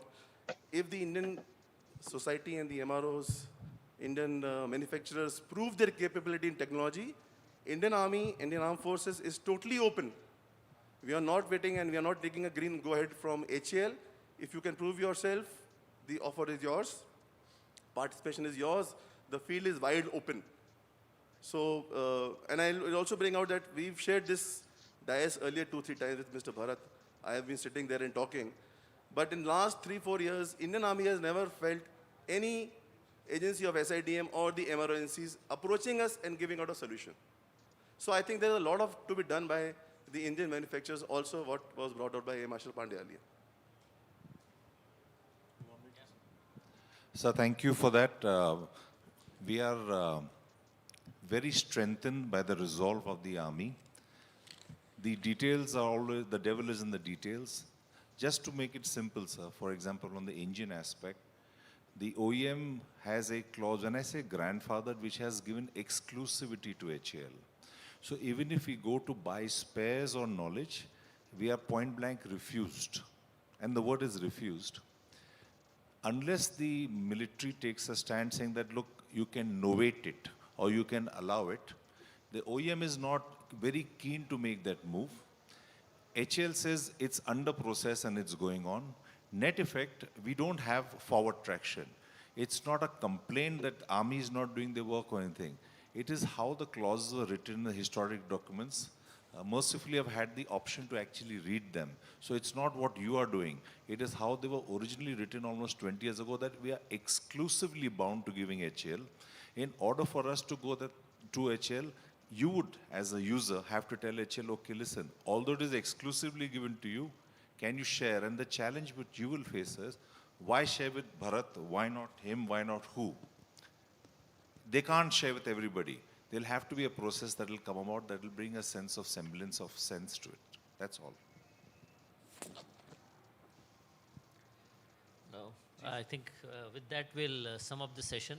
We are already short of 2 minutes of the assigned time. Thank you very much for your patient listening, and I would also like to thank my august panelists for sharing their views. Thank you very much. Jai Hind. Thank you, Air Marshal Pandey. And I'll not go on with my thanks. I believe you have the Bandhan ceremony to attend.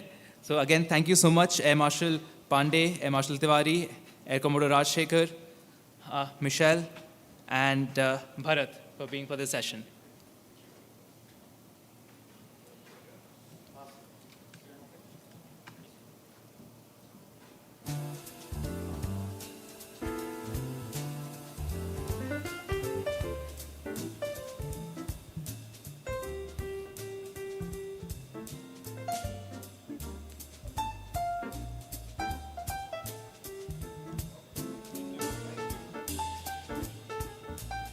Thank you, panelists. We'll take a short 2 to 3 minute break before we move to the session with the Indian Army. I would request all participants to be kindly seated. And for the information of everyone, we had over 300 virtual participants on the platform. Thank you so much.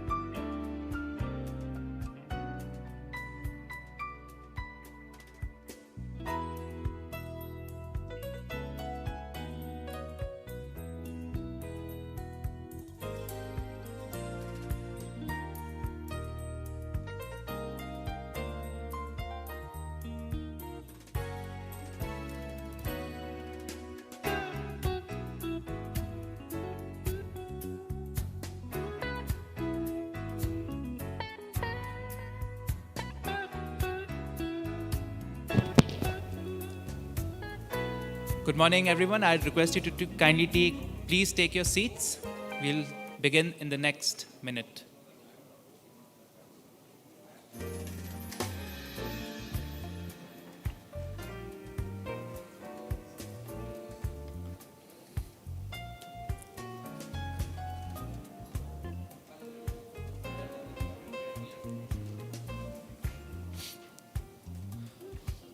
Good morning to everyone once again, and I'll be short this time also because we are already running a little bit late, and we have seen the inaugural, the session with the Air Force, and we truly have set the context for now for the session with the Indian Army. I will straightforward hand it over to Major General A.K. Suri for his welcome remarks and setting the context. Also, we have close to 250 people who have joined us online. Sir, over to you.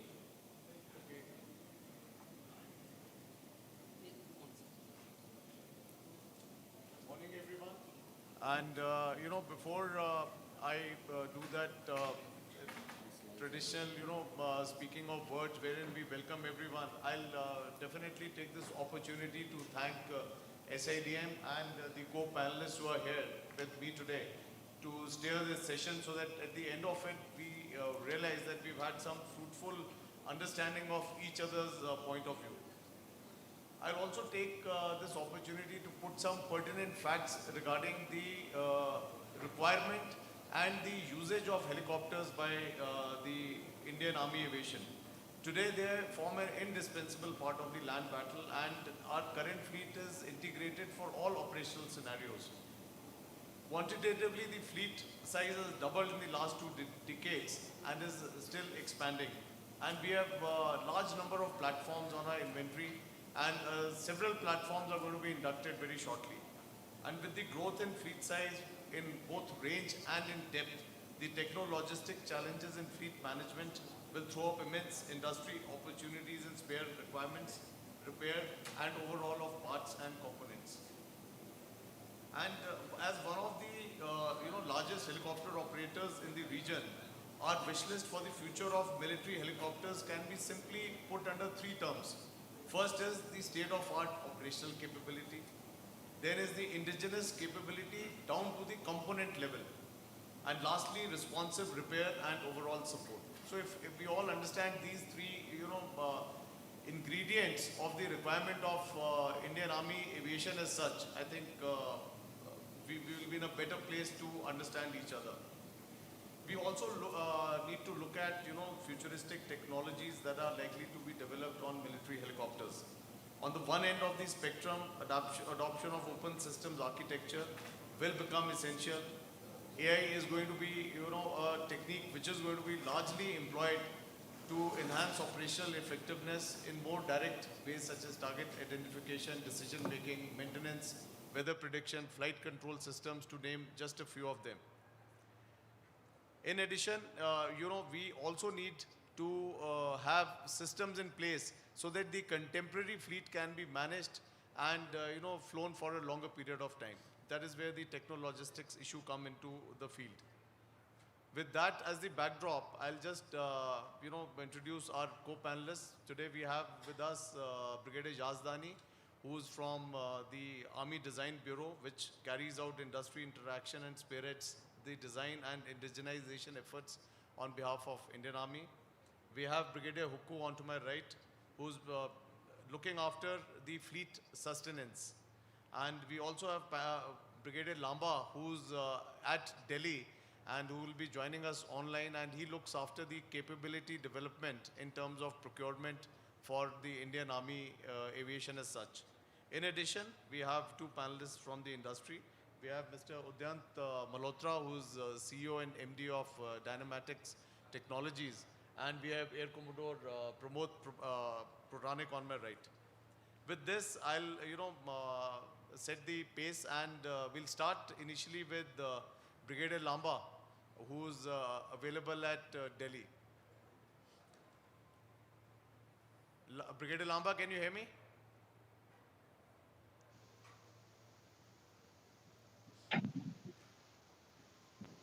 Are we on?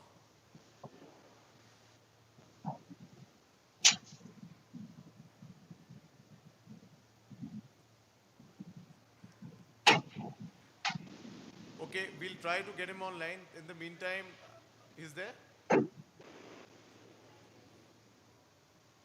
Yeah, Brigadier Lamba, can you hear me now? Sir, I can hear you stand by. Good morning, sir. Okay. Fine, Brigadier Lamba. Can you give us an insight into what are the future procurements which are planned for helicopters and army aviation to start with? Right, sir, I'll do that. Honorable Chairperson and members of this August gathering, both real and virtual.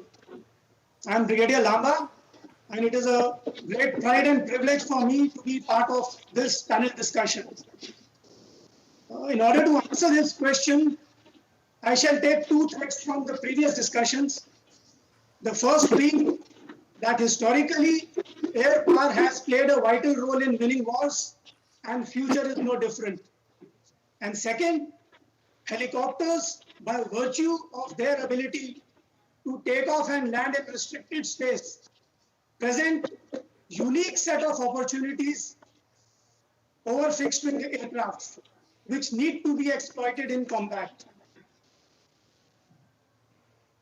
And coming specific to Army aviation, well, the desired capability development of Army aviation envisages primarily the following things. Firstly, replacing the existing fleet of Cheetahs and Chetak in a gradual manner, enhancing the special operation capability, enhancing the tactical and operational mobility that is at integral level, and last is enhancement of combat potential through attack vectors. So I shall cover each one of them, sir. As far as the first aspect, we are well aware that the present fleet of recce and observation comprises of Cheetah and Chetak helicopters. Now this fleet, over a period of time, gradually is planned to be replaced, and the replacement of the same being considered through various helicopters. Moving on to enhancement of tactical and operational mobility, we are well aware that we have ALH utility helicopters in service. There is a sizable quantity which is in pipeline, and we plan to procure utility helicopters in the near future. Enhancement of combat potential has been done through procurement of fixed attack helicopters. However, in future, there are plans to procure light combat helicopters and attack helicopters. So ladies and gentlemen, this is the broad canvas as to what lays ahead of us. However, common to everything, all the three is the felt need to have state-of-art helicopters which are capable of operating day and night in this complex environment. That is it. Thank you, sir. Okay, thank you, Lamba. Also, in addition, we all know that drones and RPAs are potent weapon platforms of the future. How is Indian Army planning to exploit this technology? And if you can you hear me? Can you hear me now? Can you hear me now? Yes, sir. Sorry, okay. What I was saying, we all know that drones and RPAs, are the potent weapon platforms for future. Can you give us an insight as to how the Indian Army is planning to exploit this technology, and what is the roadmap for absorbing this niche technology? Sir, you rightly said, sir, and I forgot to mention this, but drones and UAVs, they definitely are the potent weapon platforms. And in fact, the recent employment of drones is well aware to all of us. The growth story of drones and UAVs is phenomenal, tremendous. And the scope of its further employment is limitless. The recent employment of drones and UAVs in the conflict between Armenia and Azerbaijan actually demonstrates the scale and scope of future conflicts. Back home, very recently, we saw the possible scope of employment of drones and UAVs in the Army Day Parade. And therefore, ladies and gentlemen, the plan for Indian Army is to enhance the existing capacities in all spheres. That is tactical, operational, and strategic. If I start at the tactical level, the felt need is to enhance the existing aerial surveillance capability of the infantry battalions and companies. And how do we do that? By providing them with micro and mini UAVs, quadcopters, and loiter ammunition. And in doing so, what we aim is that we provide them the eyes and, they become the eyes and ears, and we provide them a resource which is at their disposal, which can be exploited. Now, these micro and mini UAVs are small subsystems which are available, and the biggest advantage is that they can be carried, they can be deployed, and they can be recovered. So, Indian Army plans to have a wide range of mini UAVs, micro UAVs, quadcopters, and loiter munition, which will facilitate the combat arms, primarily infantry, mechanized infantry, and the Rashtriya Rifles.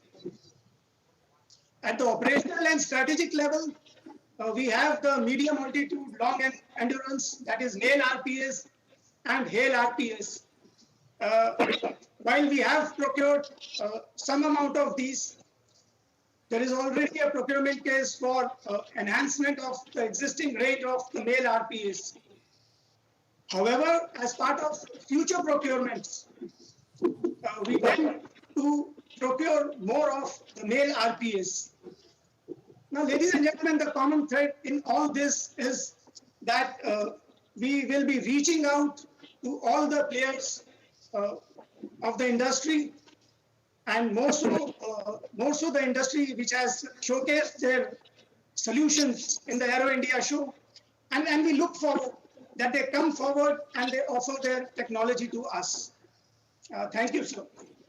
Okay, Lamba, thank you very much, and you've laid out the canvas for what all is required by the Indian Army, both in terms of helicopters and RPAs. Very well, thanks.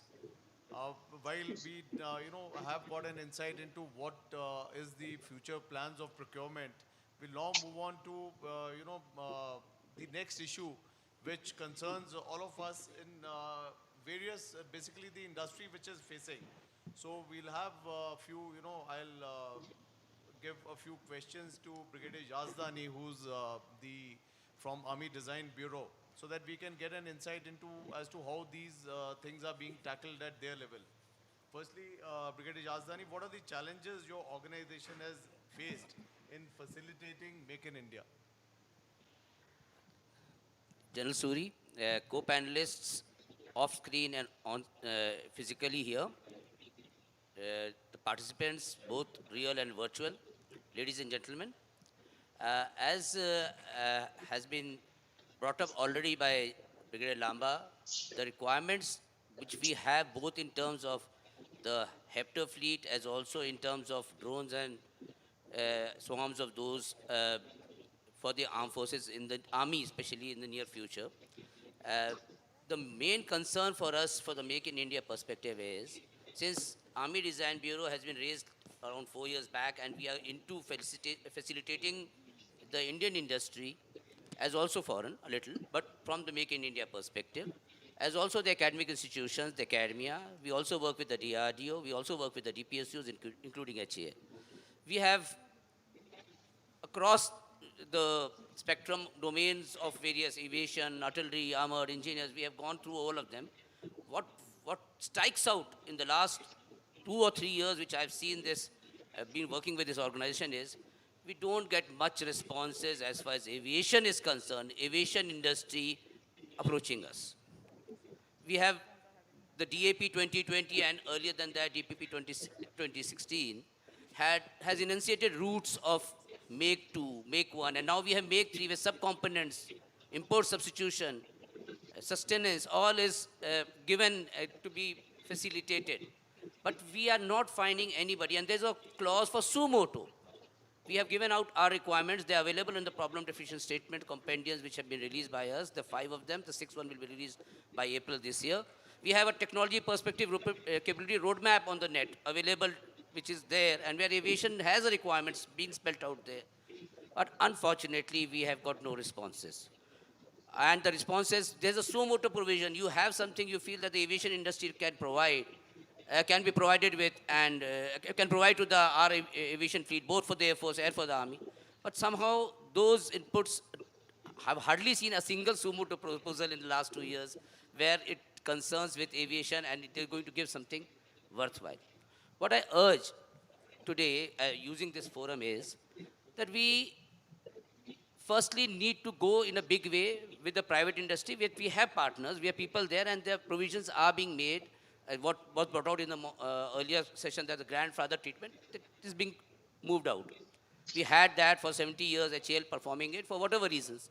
But the private industry has the capability, and the ecosystem is coming up in a big way. Wherever we speak about industrial corridors or defense parks, we call aerospace and defense industry. Same is the case here.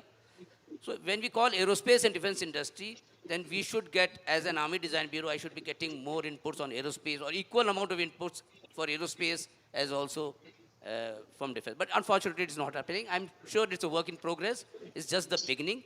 And in times to come, with the new provisions and the Atmanirbhar Bharat and Make in India being given the impetus that it deserves, and the way things are moving up and the industry is coming up, perhaps I'm sure we will be the aviation industry from India will be the leaders.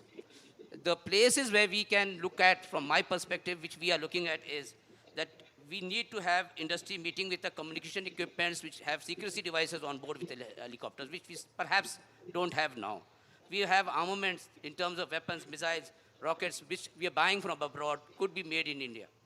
Then we have terrain mapping, radars, or various can be integrated. We can facilitate that to you. We can take you to forward areas where you can see and make the algorithms and software based on that. The night vision devices, these all, and you have LRUs which are there, then small MSMEs and even startups who want to make something, and there's an integrator at the LRU. We can facilitate that matching up. We can help you on that score. The supply chain for this development of tier 2, tier 3 suppliers is also, which can be facilitated through the Army Design Bureau, because we have mapped everybody. The replacement of foreign origin equipment, obsolescence management, all this can be done through us. So I just would like to say that Army Design Bureau is there, and we are aware, and our details are available, contact details are available on the website. You can go to the Indian Army, Make in India, you'll find Army Design Bureau. You go to MOD, Department of Defense Production website, Make in India, you'll find us there. Our requirements of the aviation are there.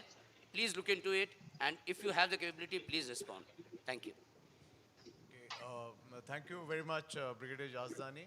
After having heard about, how they can facilitate the private industry, we'll move on to Brigadier Huku, who deals with the sustenance and of the helicopter fleet as such in Army headquarters. I will pose, one question to you, and if you can just elucidate on what are the steps that your branch is taking to expand the vendor bases so that we get greater involvement from the private industry. General Suri, my co-panelist, ladies and gentlemen here present and online. What the Indian Army is now doing is that we are bringing out of that shackles which we were earlier, being procuring everything from one source, which happens to be HAL. What the MGS branch in the Army headquarters now doing is that we are open for all Indian manufacturers and industries who can come and participate with us. In fact, we've had cases where we have given direct orders for maintenance and for production of space to the Indian manufacturers. Unfortunately, we don't find many takers for this. But Indian Army is totally open to the entire industry for participation. If you do not have technology, there is assistance will be provided to you. All details what are required by the Indian Army will be shared with you. We are totally open for your participation with us directly. I will just flash a few figures. Possibly that will do the talking themselves. The Indian inventory, as far as aviation is concerned, presently will multiply to about 5 times in the next 10 years. And these figures which I'm going to bring out will tell you what type of a market which is available for the people to participate. We are going to have about 101.25 lakh crores approximately in inventory next 10 years. With the MRO's requirement of about 15% or 20%, you can imagine you're going to have about 20 to 20,000 crores worth of work annually required for only Army aviation. When I'm saying Army aviation, I mean to say the rotary wing and the UAVs. There is a large scope where the OEMs and the Indian traders and businessmen can participate. We have a large number of rotables, non-rotables, consumables, oils, lubes, hoses. So there is a very wide canvas. And Indian Army, like I said, is totally open. We are ready to share the entire information with the Indian business industry. We will only invite you to come and talk to us. We need you, you need us, and we can and therefore be useful to each other. Thank you. Okay, thank you, Huku, and very lucidly brought out the scope of work which is there in terms of maintenance, repair, and overall of the entire helicopter and the RPA's fleet which is there with Army Aviation today and which is going to happen in the coming few years. With this, we'll move on to Mr. Udayant Malhotra, and I'll request him to give his perspective as to how we can involve the private players in the military aviation industry. Thank you, General Suri, and respected dignitaries on the dais, esteemed audience. My company is, I've been working in this company for the last 36 years, and we keep hearing about startups, so I'm going to talk about a startup going back 31 years in the next few slides, if somebody can just switch this on. So you can see what was actually just a garage startup around 1990, and the first product we made, you see Dr. Raja Ramana, because we had also developed some uranium encapsulation, the systems for our nuclear program. But what he's holding or looking at, those yellow structures, are actually the first support systems for the Chetaks and all the small alouettes and small helicopters. So our first product for aerospace was actually for the Indian Army, your wing, sir. And of course, we were a very unique private sector company collaborating with HAL and with the Indian Army, with the strategic areas of the government's defense program, and we won lots of awards for these things. On the last few major programs, we built 1/6 of the main Sukhoi airframe. This is completely built in the private sector. Over 3,500 detailed parts were developed by us. So it's very deep industrialization. And if you look at the Tejas, which has just been launched, the whole front fuselage is made by us. This is an event that was about a month and a half ago with the Defense Secretary and the Chairman of HAL on site.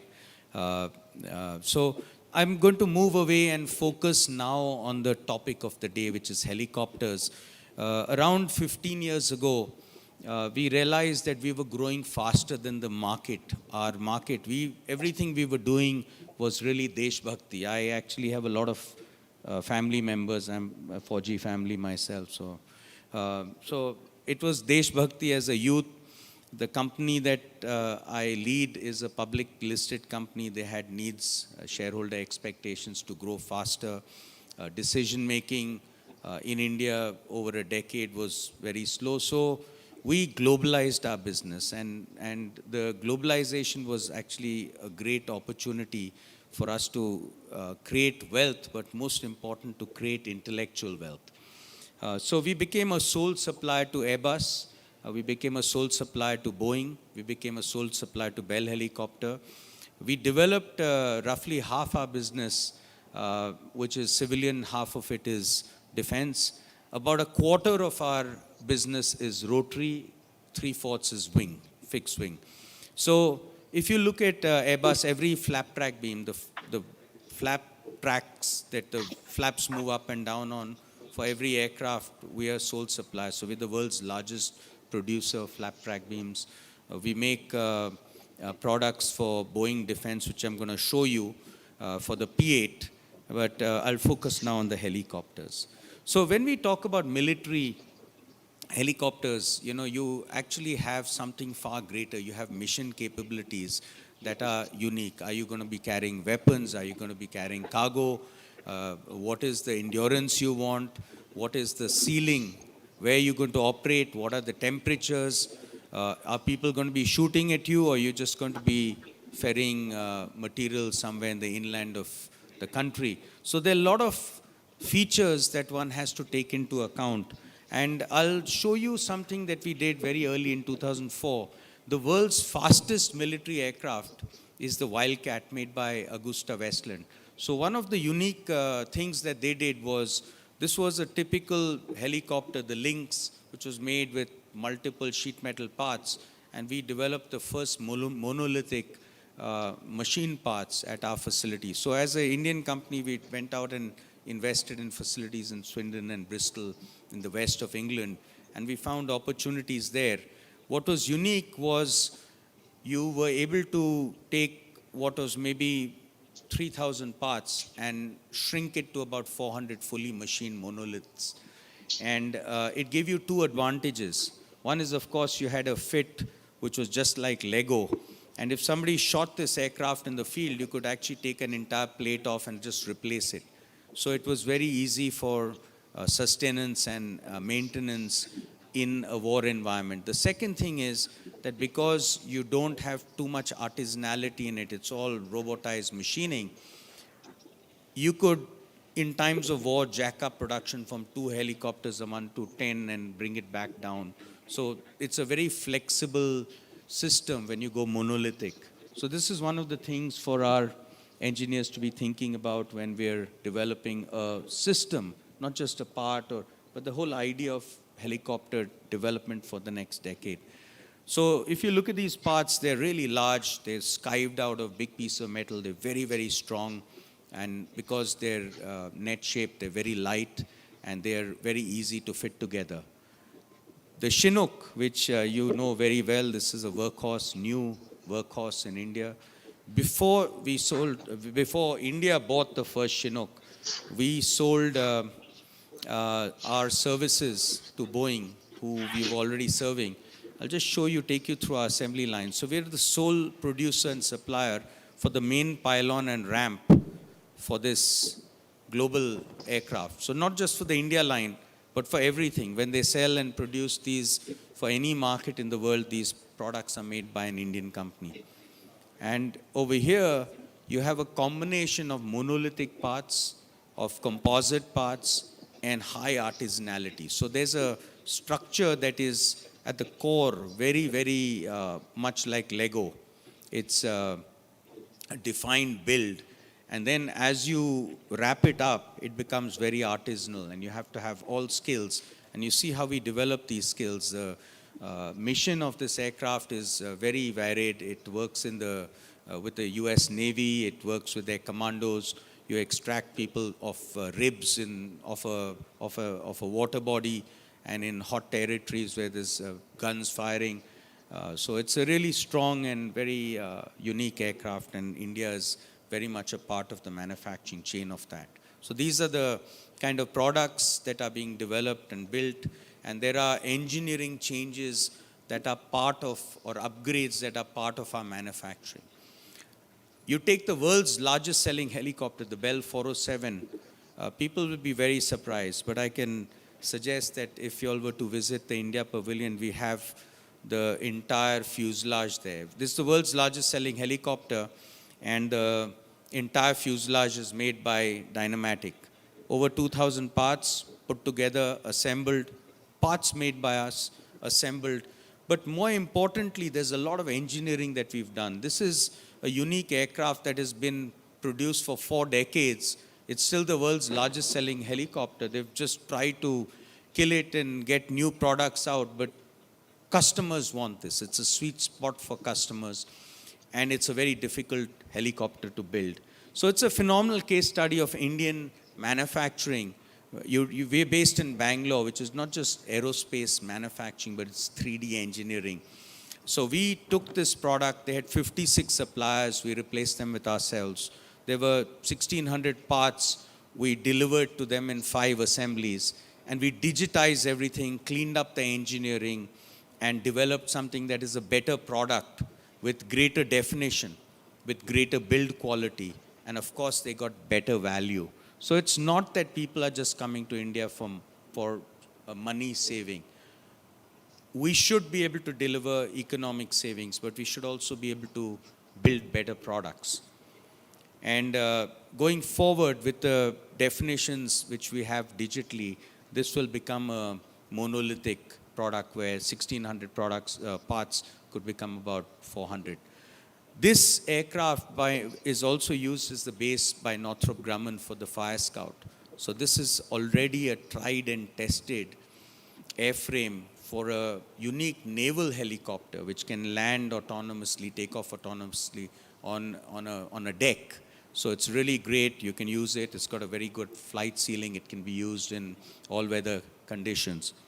And we're working closely with IIT Kanpur, developing small drones.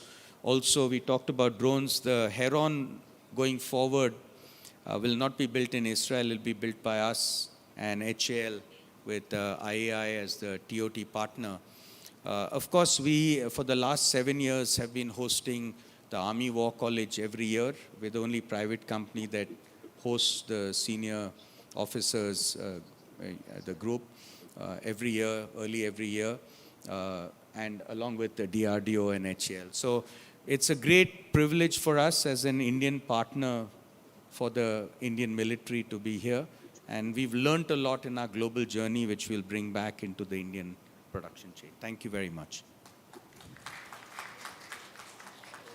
Thank you very much, Mr. Udyant, and I think all of us have got a great insight into what their company is doing, and I'm sure we can take a leaf out of their book and move forward. And the entire, scope of the discussion so far has been as to how we can all incorporate each other's point of view and requirements better.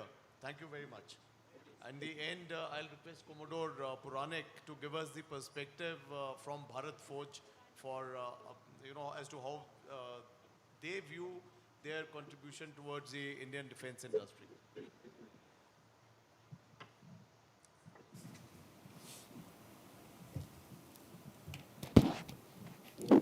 Good afternoon, Major General Suri, all my co-panelists, and all of the friends.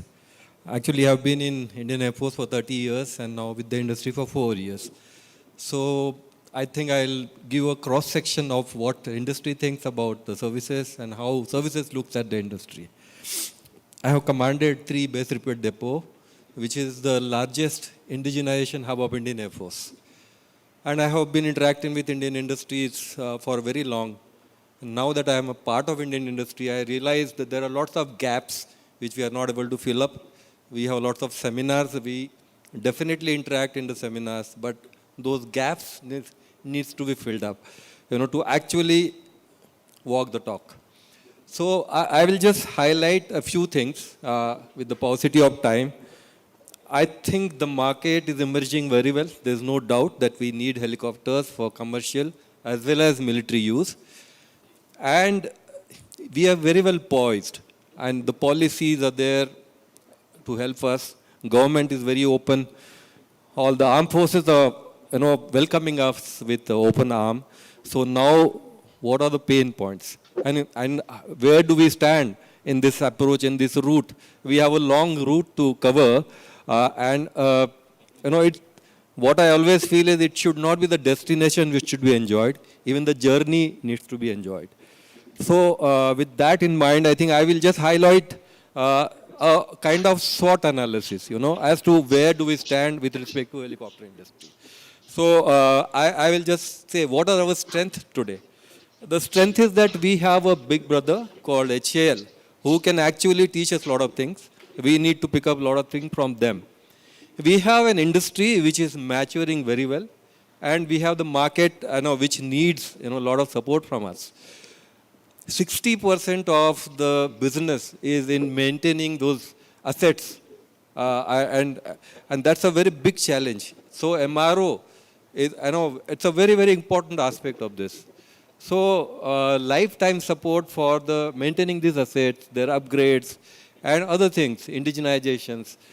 All this, yes, for that we need a lot of assets. The industry is just maturing. How many years? 6 years? Now that we have opened up doors for the industry. Before that, we were only concentrating on HCL. So it will going to take little time, but yes, and the journey is going to be good. So let me just, sorry.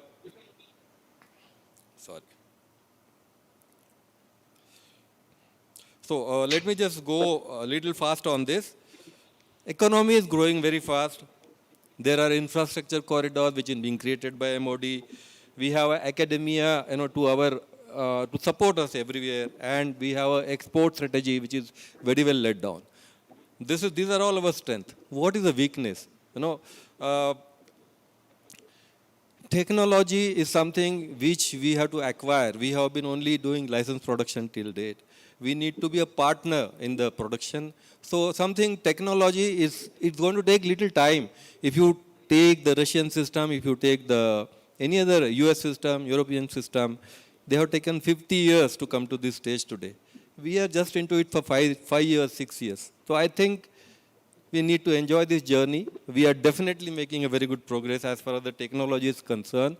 R&D effort and the skill sets which are required for this. It's not so easy to build those skill sets. We will take at least 5 to 10 years. I have been a part of MRO in Indian Air Force, and let me tell you, it took us 10 years to get this MI-17 series MRO build up and get the technology and get our manpower skill sets ready for that. It took us 10 years to overhaul the first helicopter after we initiated the BRD, Base Repair Depot. So it's a long journey. But where is this disconnect between the industry and the services is that I feel that when I was in uniform, my only priority was to remain operational readiness of my fleet. I would like 75%, 80% is my target for serviceability I should meet. I am least bothered about how the industry looks at it. If I have to, I feel that yes, this is a big industry, they should be able to support me. But the industry has a very different perspective of this. Industry knows they would like to see some kind of volume of business which is involved. How much is the gestation period? What kind of technology? What kind of support I get for this? So there is a little bit of disconnect, and I think we are closing this gap slowly. It's a very good thing which is happening. So there is a lack of ecosystem as on today. We need to create some centers of excellence. I was very happy to see Mr. Malhotra talking about the kind of expertise they have developed in the airframe. I think this is one center of excellence I think we have developed in India. We need to develop few more centers of excellence, because if I talk of a helicopter, there are 3-4 major things I need to work on. Avionics, more or less it is available. Off the shelf, lot of things will be available. Airframe, engine, gearbox. This is where we need to put our focus on. I think now we need to work, if I have to talk about engines, then where is the forging requirement? Should it be a national asset? I am from Bharat Forge. We are one of the biggest forging company in the world. I am sure that my company can run a forging and do entire forging for the aero engine which is required. But where is the market? How can I invest 500 millions into that forging capacity? Probably the government can help me in creating a facility which is a national asset. I would like to run that asset because we have the 50 years of experience in forging. So please utilize this. So we become a center of excellence for forging. We become a center of excellence for making aero engines, for making gearboxes. So I think that is the view I would like to share here. Sir. Yes. Right, sir. Aerospace material, lack of testing facilities. These are few of the challenges we have to face. And when the industry is looking at it, there are certain threats to the industry. We have a lot of PSUs. We have that, big brother, and that in the morning we spoke about it, holy cow syndrome. And of course, we have to fight against that syndrome. There has been a monopoly of PSUs in the past. We have to break out of it. There are certification issues for the industry because airworthiness certification is a very different process. there are profitability concerns for the industry and equipment obsolescence concern for the services as well as for the industry. If I start working, after 5 years, that equipment goes out of, becomes an obsolescence. And the low order quantity. I think these are few things which I wanted to highlight. I think there is a need to synergize our effort. We are working in pockets. We need to get some centers of excellence and probably work. And it's not going to be a very long journey before we reach our destination. And within few years, I think, I'm sure, we will be making helicopters in India. MSMEs are going to play a very important role. So we just need to have tolerances for the failures which are going to come on our way. Thank you so much. Okay, thank you very much, Commodore Puranik. In case there are any questions from the audience here or from the people who are online, we'll take them on.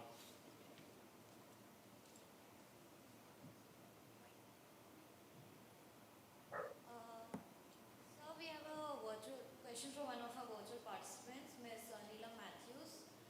She says, are you planning on MRO for drones or looking at the private sector?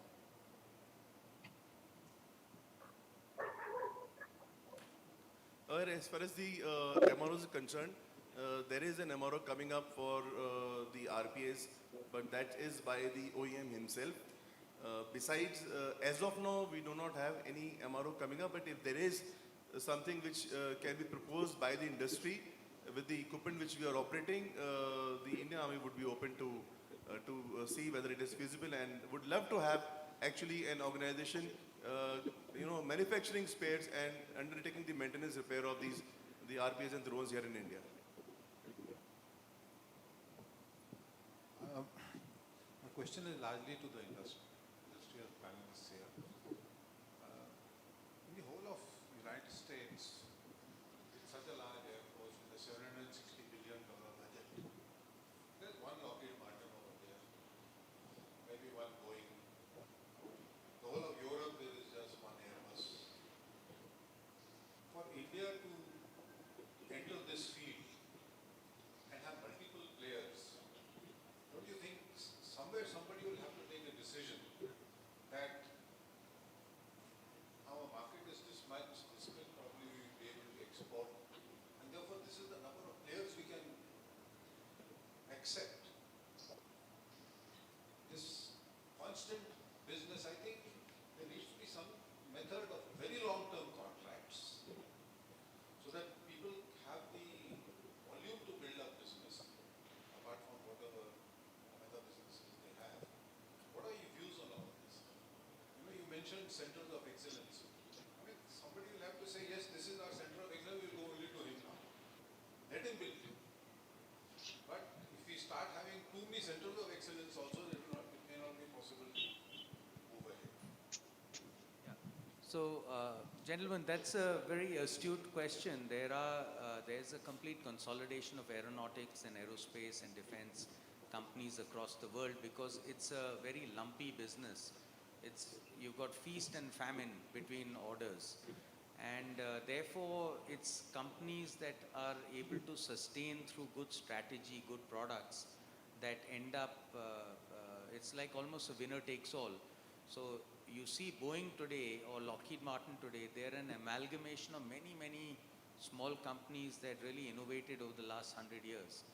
And I don't think it's something that can actually be mandated. This is something that the marketplace, the jungle of entrepreneurship has to throw up the winners. The customers have to be served and they'll be best served with good competition, and finally the best suppliers will win. Thank you. I won't talk, I don't know about the civil side, but as far as the US Armed Forces are concerned, they'll just go to Lockheed Martin. And perhaps if any competition, it will be a trusted strategic partner which is part of their NATO system, maybe Airbus for some things. I don't think they're going to go to the Russians or the Chinese or anyone else. As far as we are concerned, who is going to be that sort of a partner that will go to him? We have to see who, in considering our requirements, the scales of our requirement that are possible, and even for a private industry. I think it's good that you have been able to go into the global change, but when you're looking at whole systems as a system integrator, I don't think there is too many system integrators possible in the aviation sector in this country. For that matter, for anything, there is not too many. I mean, for armament, you may be able to, because the number of tanks you require is large, you may be able to have two. But I think as a nation, we have to decide how many system integrators we'll have for each major platform. And from that, decide how many tier 1 players we can have, how many tier 2 players we can have. Perhaps tier 3 you can open up to the whole world. But I think some sort of a policy decision and mandating is there. The US Armed Forces know whom to go to. Okay, thank you very much. I think we have got your point of view. Because of paucity of time, will not take on any more questions. And with that, I will have to say while I conclude this session is that we've had a good and a very insightful session wherein we've tried to get an insight into what we want from the military point of view and what the civil industry can offer to us. And I'm sure if we move together, we'll be able to take huge leaps in this business of providing maintenance, repair, overall manufacture, all these things to the military aviation. Thank you very much, and a big thank you to my co-panelists and the audience for listening to us patiently. Thank you.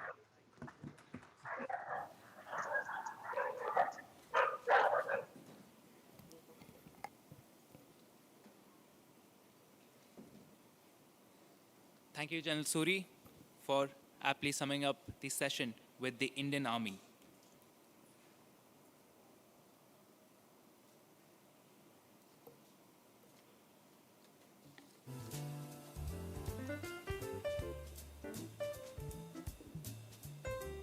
We will now take a few minutes of break before we move into the session with the Indian Navy.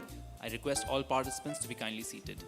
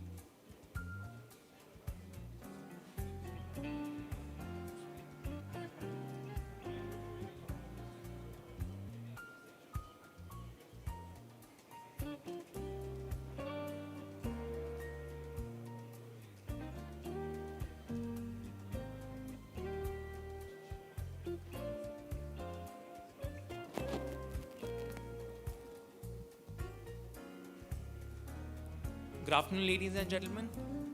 May I ask you to take your seats, please?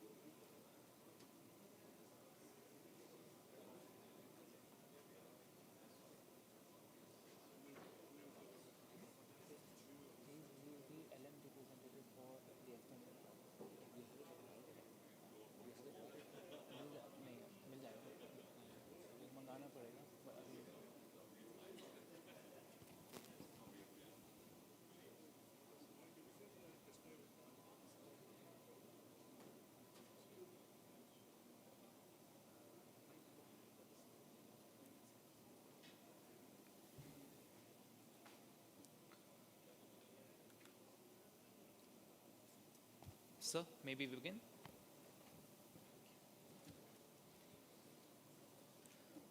So, good afternoon, ladies and gentlemen, and I welcome you to the session with the Indian Navy, Future of Indigenous Shipborne Helicopters for the Indian Navy.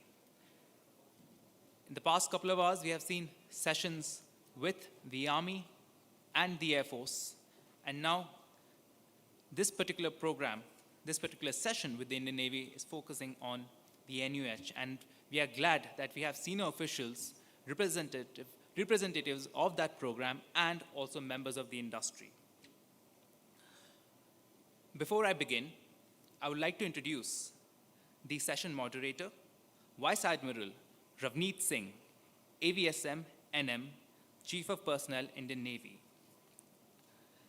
Admiral Singh was commissioned into the Indian Navy on 1st July 1983. He has specialized in aviation and is a qualified flying instructor with Master Green Instrument rating. He has flown the entire spectrum of prop, jet, rotary aircrafts, including H-2, Kiran, HGT-16, TS-11, Iskra, Hunter, Harrier G-3, Jet Provost, Chetak, Gazelle, Hawk, and MiG-29 KUB. He has commanded various frontline ships and naval squadrons during his career. Now, he is the Chief of Personnel and also the Chairman of the Empowered Committee for NUH. With that small introduction, I hand it over to Admiral Singh for the session proceedings.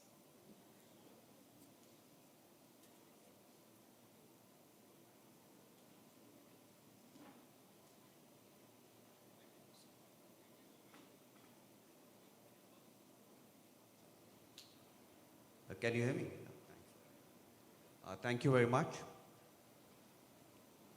At the onset, I would like to welcome all the esteemed panelists to the session on future of indigenous shipborne helicopter for the Indian Navy.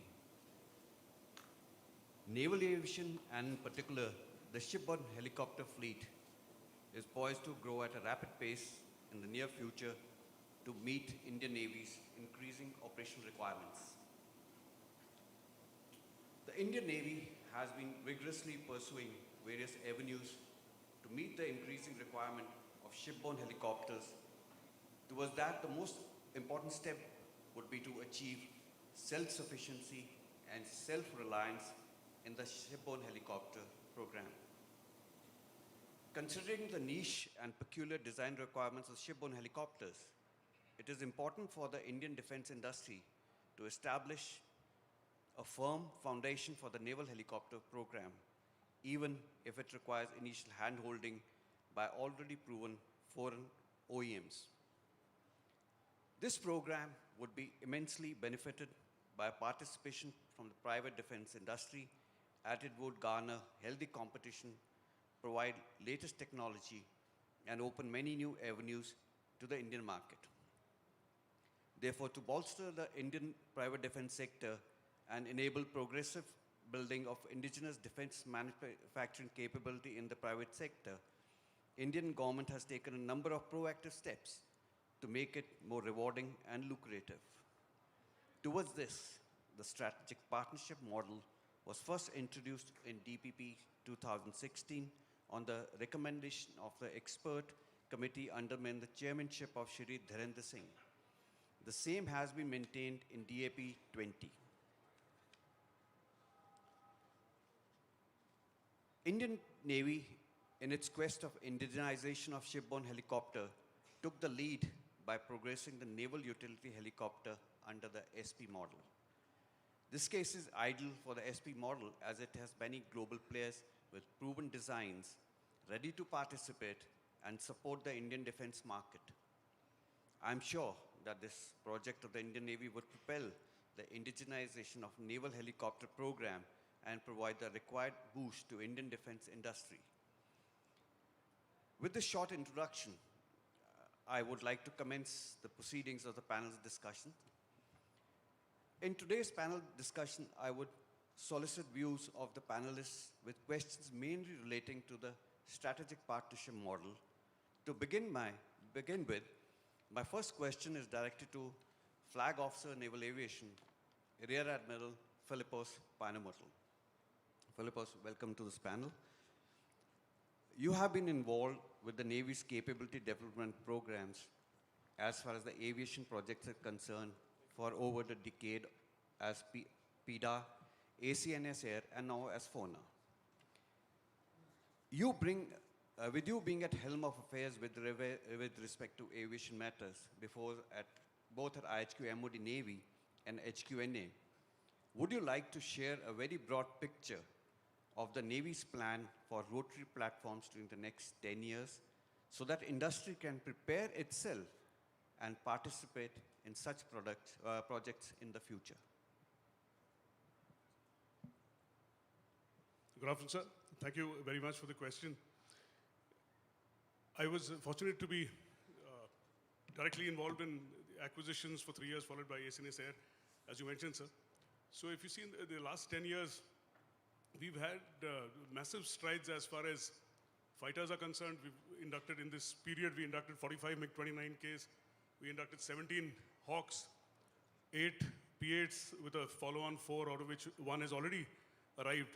But sadly, helicopter induction has been on the back burner thus far in the past decade.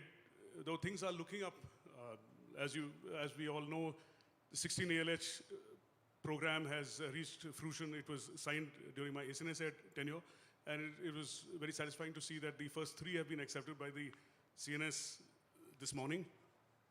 In addition, we know of the 24 MRH program, the MH-60R, which is going to be a game changer as far as the Indian Navy is concerned. And it's going to fill a very important void which existed as far as integral ASW is concerned, because our helicopters, the Sea Kings, the sensors are really old. So this is one capability which was sorely needed in the fleet. And I'll make a slightly cocky statement that this is going to be the best ASW platform in the world.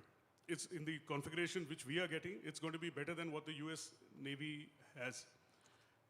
We're going to have the best sonar. It's going to be the flash sonar. We've got 2 weapon stations versus only 1 in the US Navy version, as well as Australia and Singapore. So we are eagerly awaiting this induction. Also the fact that we have a common torpedo, the Mark 54, which is going to be common with the helicopter MS-60R as well as the P-8. The sonobuoys are common. So in a ASW scenario, if the P-8 were to pick up a submarine and a ship closes in, a search and attack unit ship is dispatched, the submarine will continue to be tracked by the helicopters, as the sonobuoys could be handed over by the P-8 to the MH-60R. In addition, we've got the 10 Kama 28 MLU program, which is again a very exciting program, where the overhaul is being done in Russia. And that sensor integration is going to be done in Vizag. And there again, it's going to be state-of-the-art sensors. We're going to have the same flash sonar. So that's another thing. We are slowly aiming to reduce the number of sensors, and that would reduce our challenges as far as spares are concerned, maintenance, as far as the training is concerned also, there will be commonality of training for the very first time. So you could have an observer on Kamovs easily transitioning to the MH-60R and vice versa. And the other thing is that radar of choice is slowly pointing towards the ELTA. The V3 Plus has turned out to be really good. So we've got the ELTA on lots of our platforms. So a requirement which was felt a long time ago is slowly getting resolved, in the sense reducing the number of sensors so we don't have this nightmare of spares issues. Then there's the 8 Chetak program, which sadly, the 8 Chetak program came into being because we are lagging as far as the NUH program is concerned. Ideally, if the NUH program was signed in 2012 or 13, where it should have happened, the delivery would have happened right now. So these 8 were to bridge the gap. So at this point, the most urgent acquisition for the Navy is the naval utility helicopter. Because from a strength of some 80 helicopters, Chetaks, we are down to 52, and every year there'll be aircraft getting drawn down. So these 8 will kind of bridge the gap for the next year or 2.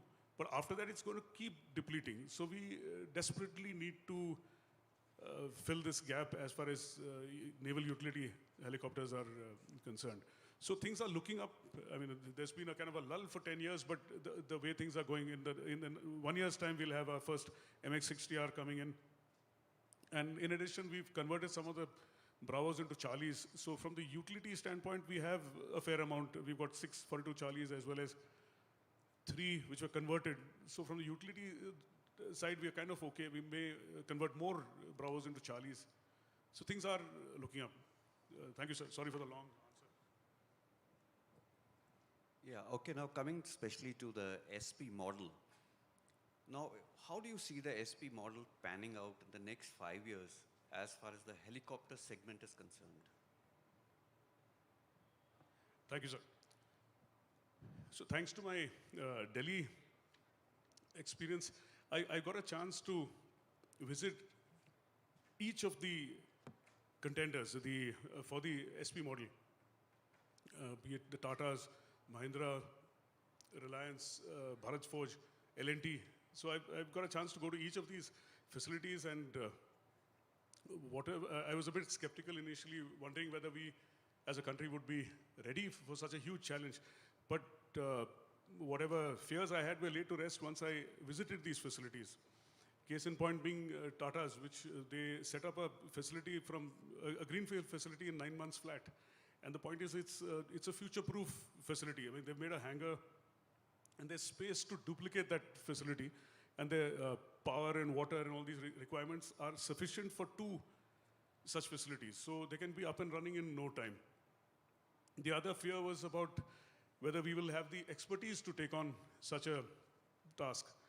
And it was very heartening to know that I'm just dwelling on Tata. I mean, all the other companies have also made progress. They have inducted people from ITIs from literally all over the country. And with just 3 months of training, these youngsters were on the shop floor. They have another facility for the C-130 where they're making the wing boxes and the empennage. So there again, that facility, when I visited the place, there was one very big Texan looking after the facility. So when I talked to him on the sidelines, I said, how do you rate our boys compared to the American facility? He said they are much more efficient, because he said the average age of the worker in the Indian facility is 25, while in the US it was something like 55 to 60. So the capacity to pick up new technology was very high.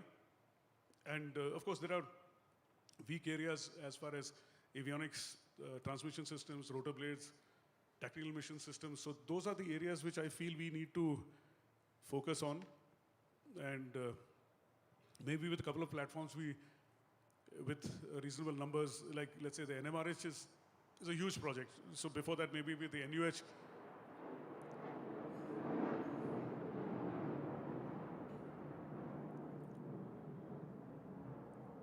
with sufficient numbers, one could demand certain technologies to be transferred so that we can bridge the gap as far as these areas which I had mentioned. If those can be looked after, I think we are on the right track. So each of these, I mean, I don't want to take too much of time. Mahindra, for instance, if I recall right, they had got the TOT from some Australian company, and they were going to produce some six-seater fixed-wing aircraft.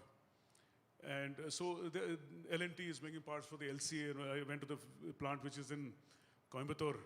So one possibility would be for all these companies which I mentioned to join hands, and maybe each company takes on some niche capability. Like, for example, Tata does the cabins for the S-92 aircraft.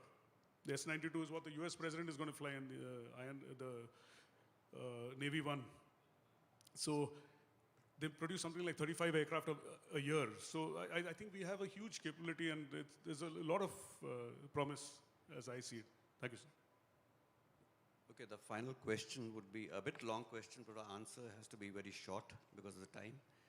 Now, we spoke about the SP model, but does the SP model address your major concern as an operational authority of through life technical support? What would be the preferred approach? Industry managed, such as PBL, industry supported, such as AMC, CMC, or service managed and industry supported? Thank you, sir. I'll try to make it short. Actually, my problem is that been in this for too long, so I tend to talk too much. The model which I would say, I mean, we've kind of had a really good exposure to Western platforms, which hitherto, most of our platforms were the Russian platforms, where every 2 years one had to send the aircraft back to Russia. And in the long run, if you do a life cycle costing, it would probably be very high, which we've never really costed these. And I think the time has come to address these issues for the life cycle. So our exposure to Western platforms started with the P8.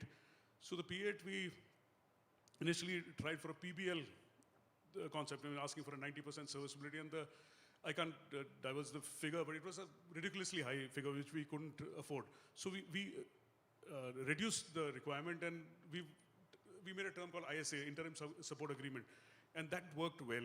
So I would look at something like that, and it would be kind of platform specific.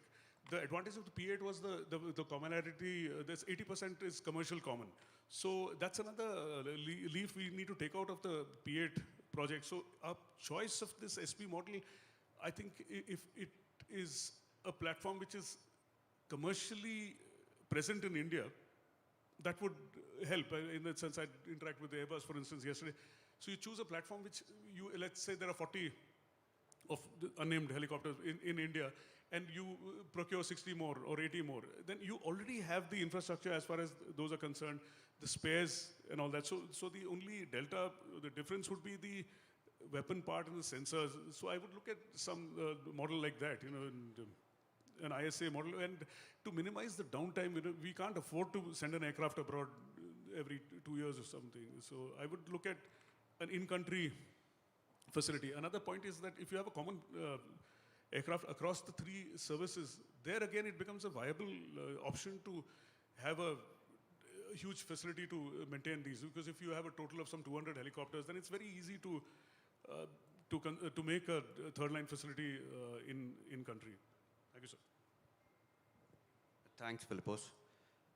My next question would be to Rear Admiral Pillai, who's an industry consultant. So you have been on both sides of the fence, a planner, a decision maker, as a senior naval aviator in service, and now as a consultant in the industry. Can you please share your perspective on how you see the SP model in the helicopter segment? Good afternoon, ladies and gentlemen. A slight clarification here. I am not an industry consultant. Okay, what's my status here? What am I doing on this panel? I'm a retired flag officer, naval aviation, and I have had the opportunity of seeing the entire system which works within the Navy, especially as concerning helicopters. I'm a retired helicopter pilot too. And so I bring certain perspectives to this table, which I have learnt in service, through my experience within the service, and later, as the Chief Instructor Navy, when we started looking at various aspects of acquisition. So that is what I hope to bring to the table here. Now, before I get on to answering this bit about SP model, let me tell you certain unique attributes of the Indian Navy. The Indian Navy is a unique service which at the Staff College in Wellington, where we induct people from frontline service into staff positions, especially in acquisition, we run something called an acquisition capsule. Now, when I joined as Chief Instructor Navy at the Staff College, I realized this acquisition capsule was about teaching people about Chapter 1, DPP 2, whatnot. So everyone was being schooled in what's there in the DPP. And before you know it, the DPP will change. So I got on to understanding what is it that we need to do to get a vibrant acquisition system going. Because it was this staff officer who from the Staff College would go on to Naval Headquarters and would interface with the industry and everything else that goes with it, and has to make things into real. That's my first experience. The second experience I had was that at the time of Parakram, I was a commanding officer in Garuda. And we found serious problems in our helicopter fleet. Westland helicopters, serious shortage of supplies, etc., etc. And that makes you think, with 16 helicopters, the Bravos that you're speaking about, what is the kind of a maintenance and logistics philosophy you need? So there is a story in all this, and this brings us brought me to look at the larger ecosystem that prevails in country, the larger ecosystem that we import and what we should have. So with that as a perspective, let me get on to giving you certain perspectives on the SP model. The chair mentioned that it's for the first time that in 2016, something called the Chapter 7 SP model got introduced into the DPP. But I would like to remind people of an earlier model which came out of the Vijay Kelkar committee. This SP model in 2016 came out of the Dhirendra Singh committee, who was a former DG acquisition. The Vijay Kelkar committee had pointed to the same recommendations that are there in the Dhirendra Singh committee. And at that time, the government of the day understood what was being said and set up, actually took steps to set up what are called Raksha Udyog Ratnas, or stars of the Indian defense industry. And firms were shortlisted also. Out of some 41 people who applied for it, 11 firms were also shortlisted. However, that was never given a go-ahead for various reasons. From what I read in the open sources, they say one of the reasons is objections from the DPSU unions. Some people talk about the compulsions of the government of the day, etc., etc. So that was the first time this whole model was given shape. And with the Narendra Singh Modi government taking office in 2014, the Dhirendra Singh committee was put in place with Manohar Parrikar as Raksha Mantri, as the defense minister. And those recommendations got translated into Chapter 7, the SP model in the DPP. Now, there is a need to understand why governments have repeatedly been looking at this model. So let me quickly just tell you what was the imperative to this SP model. Now, when you look at DPP, rather it's now called DAP, Defense Acquisition Procedure 2020, an active involvement of the private sector in manufacturing of major defense equipment will have a transformational impact. So see what I flag. The DPP envisages a system where not just the DPSU, but you get in these private sectors into such areas to make the industry grow for various reasons. Those reasons are also spelled out in the DOP. I won't get into that for the paucity of time. So therefore, the SP model as an imperative, as a strategic necessity, needs to be given impetus and must be allowed to take fruit in this country, is my way of looking at it. However, at the same time, you have an established DPSU like HL, who's been doing yeoman service for the Indian aviation industry over the years. But when it comes to helicopters, as much as they have developed a very nice helicopter, the numbers and the scale, in my view, still plague that project. Are 300 helicopters built as of 2020 adequate for scale? Is the export potential of what has got developed, a military helicopter that's got developed, is it good enough? Certification issues continue to plague efforts to get into the civilian market. So, in my view, if scale is an important criteria, and many speakers, even in the last panel, people have been talking about volumes and scale. If scale is a criteria, there is a need to ramp it up. Does this say, for example, this 111 NUH order fulfill the requirements of the scale? Probably it is, yes, something more being added into the necessity of scale. But the naval helicopter, naval NUH, is a very different animal that we are looking at from what has got developed as the ALS. There's a huge history behind that. I won't get into that. So therefore, in my view, to answer your first question, the SP model is an imperative. Its time has come. And if you look at the budget which came out yesterday, if you look at various pronouncements, strategic pronouncement of the government, getting the private sector on board and getting them going is an imperative. So it is unavoidable is my take on this whole subject. Can I go on to the next one? Yes. Yeah, okay. For the next question goes on to say what aspects of the industry ecosystem need careful assessment while designing MOD interventions to make a success of the SP model. In my view, the interventions are not needed by the MOD if you want to make a success of this model, but it needs interventions at a higher level, probably at the cabinet level, at the PMO level, at the National Security Council level, because today you have a single DPSU is a monopsony. That means the defense ministry is buying. You can only buy from one place. And this aspect has to be looked at in greater depth. There are three angles to a military acquisition. One is the buyer. In this case, it is only the defense ministry. One is the manufacturer. In this case, it is only our lone DPSU. And the third person is the financier, Where will the money come from? This is an extremely important area where I believe if the private sector comes in participation with foreign players, possibly they will have to look for funding models. They will have to source those funds from various avenues that may be available and bring it to the table and develop for the Indian military and possibly even for export customers, civil customers. Unless these three requirements are shaken up, and you will not find funding coming, you will still be stuck in the same groove that we've been stuck in for years, and I think there's a need to break out. So therefore, if you ask me, a time has come where we have to get new processes going, and for that, the SP model is imperative. SP model, in the way it's spelled out in Chapter 7, is one way. There is also, these days, 74% FDI has also been allowed. We may even have to look at FPI. Now, what have I done to understand this? I have looked at helicopter manufacturing the world over, in Japan, in France, in Britain. And I find a common trend everywhere. Even those are countries with highly developed technological capacities, each one of them is licensed producing helicopters. I looked at China. When you will see a common trend where helicopters are licensed produced when they have the capacity to build on their own. A good example is the British helicopter industry. After World War II, in the early 50s, the government funded various helicopter companies with the capacities to build in Britain.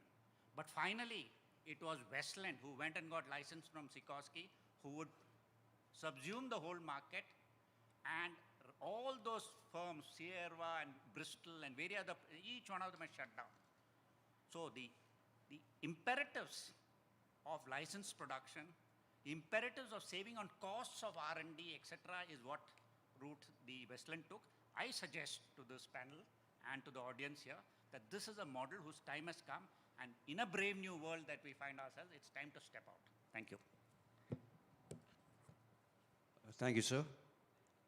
The next panelist whom I'm going to ask question is Commander KP Jeev Kumar, is retired and is a test pilot.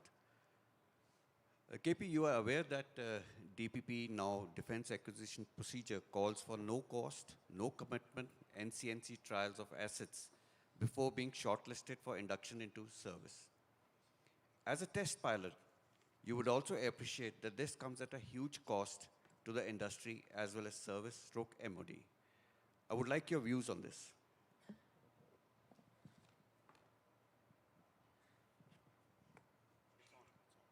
Check.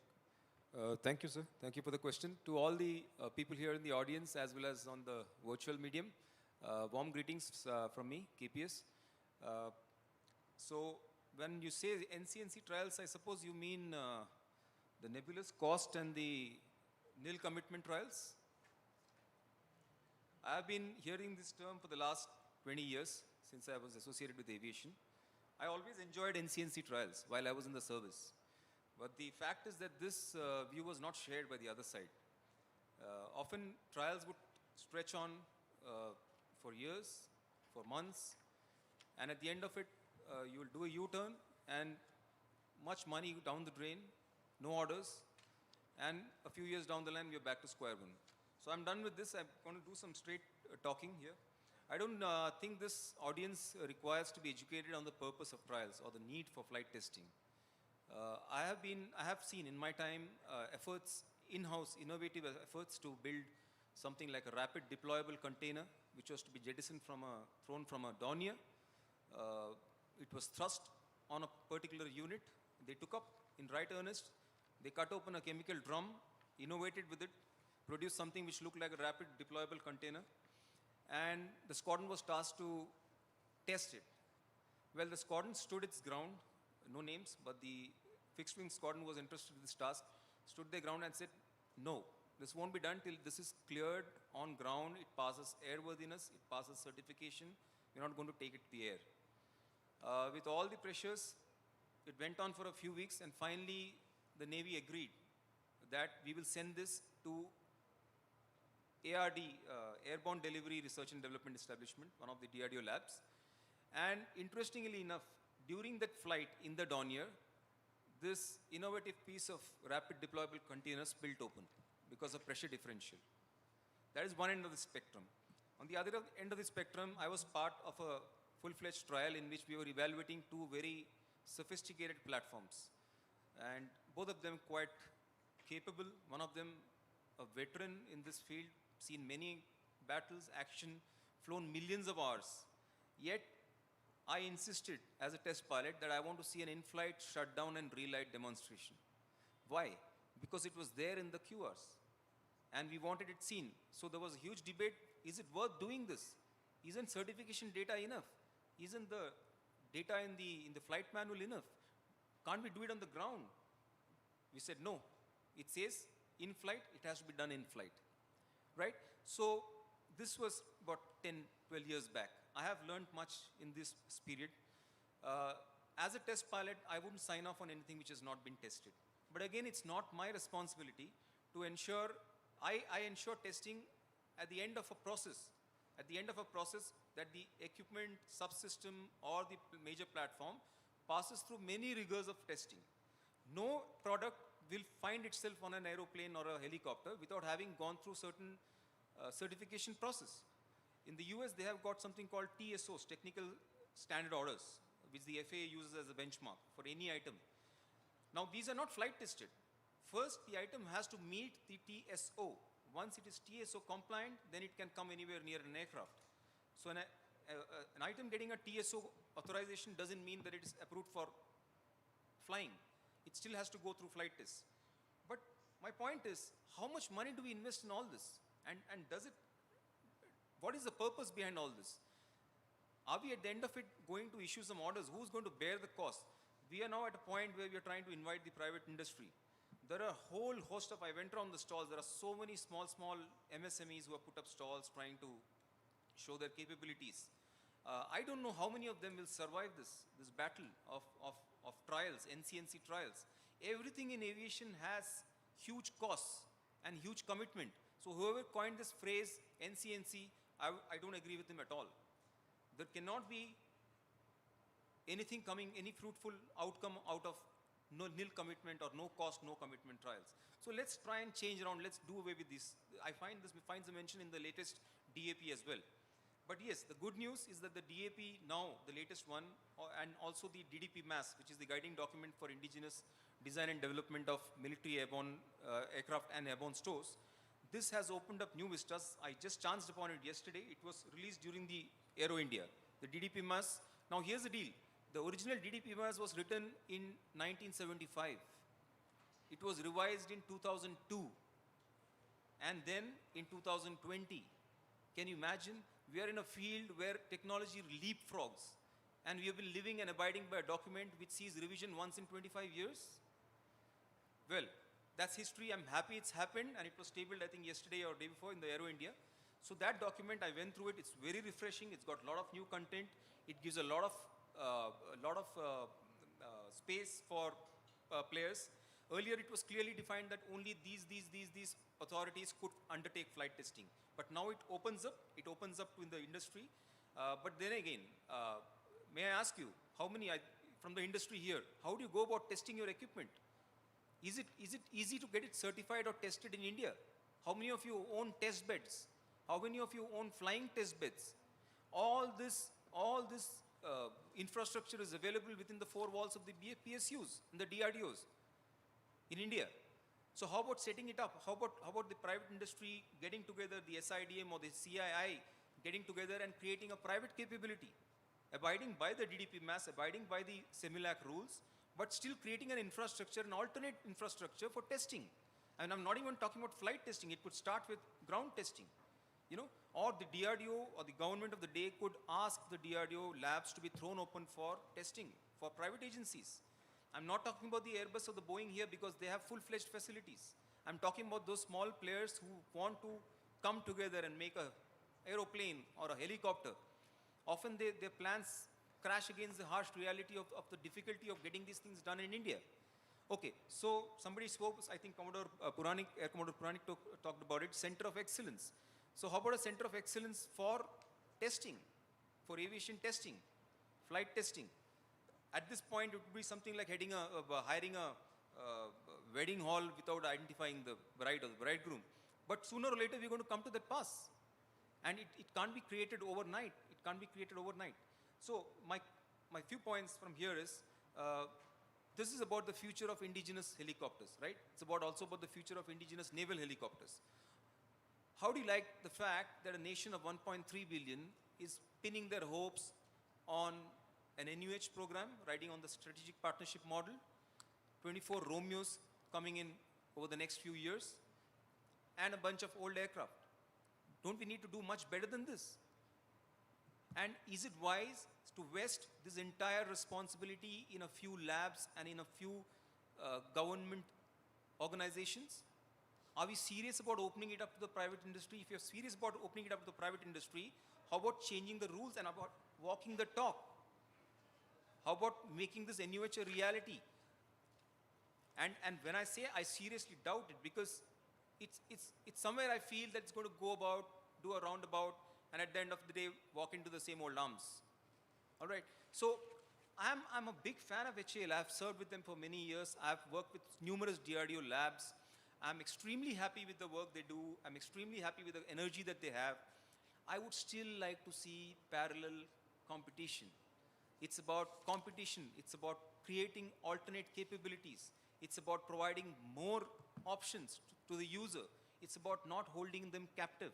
And in that, at this point, flight testing, or the part where I come in or test crew come in, at this point, we are far away from that. But I hope that in the future, people will find ways and means to contribute to this national effort. I have always maintained that test crew and the people who work in this arena are a national resource. And national resource doesn't mean government resource. It can be private resource, right? It could be a private industry contributing to a national cause. So let's not make it out to be that the future of indigenous helicopter development is solely linked to A company or B company.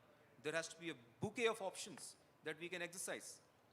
So I hope that answers, in a way, the question about NCNC trials. I'm done with the NCNC trials. Please put money on the table. Please put commitment on the table. Please put orders on the table.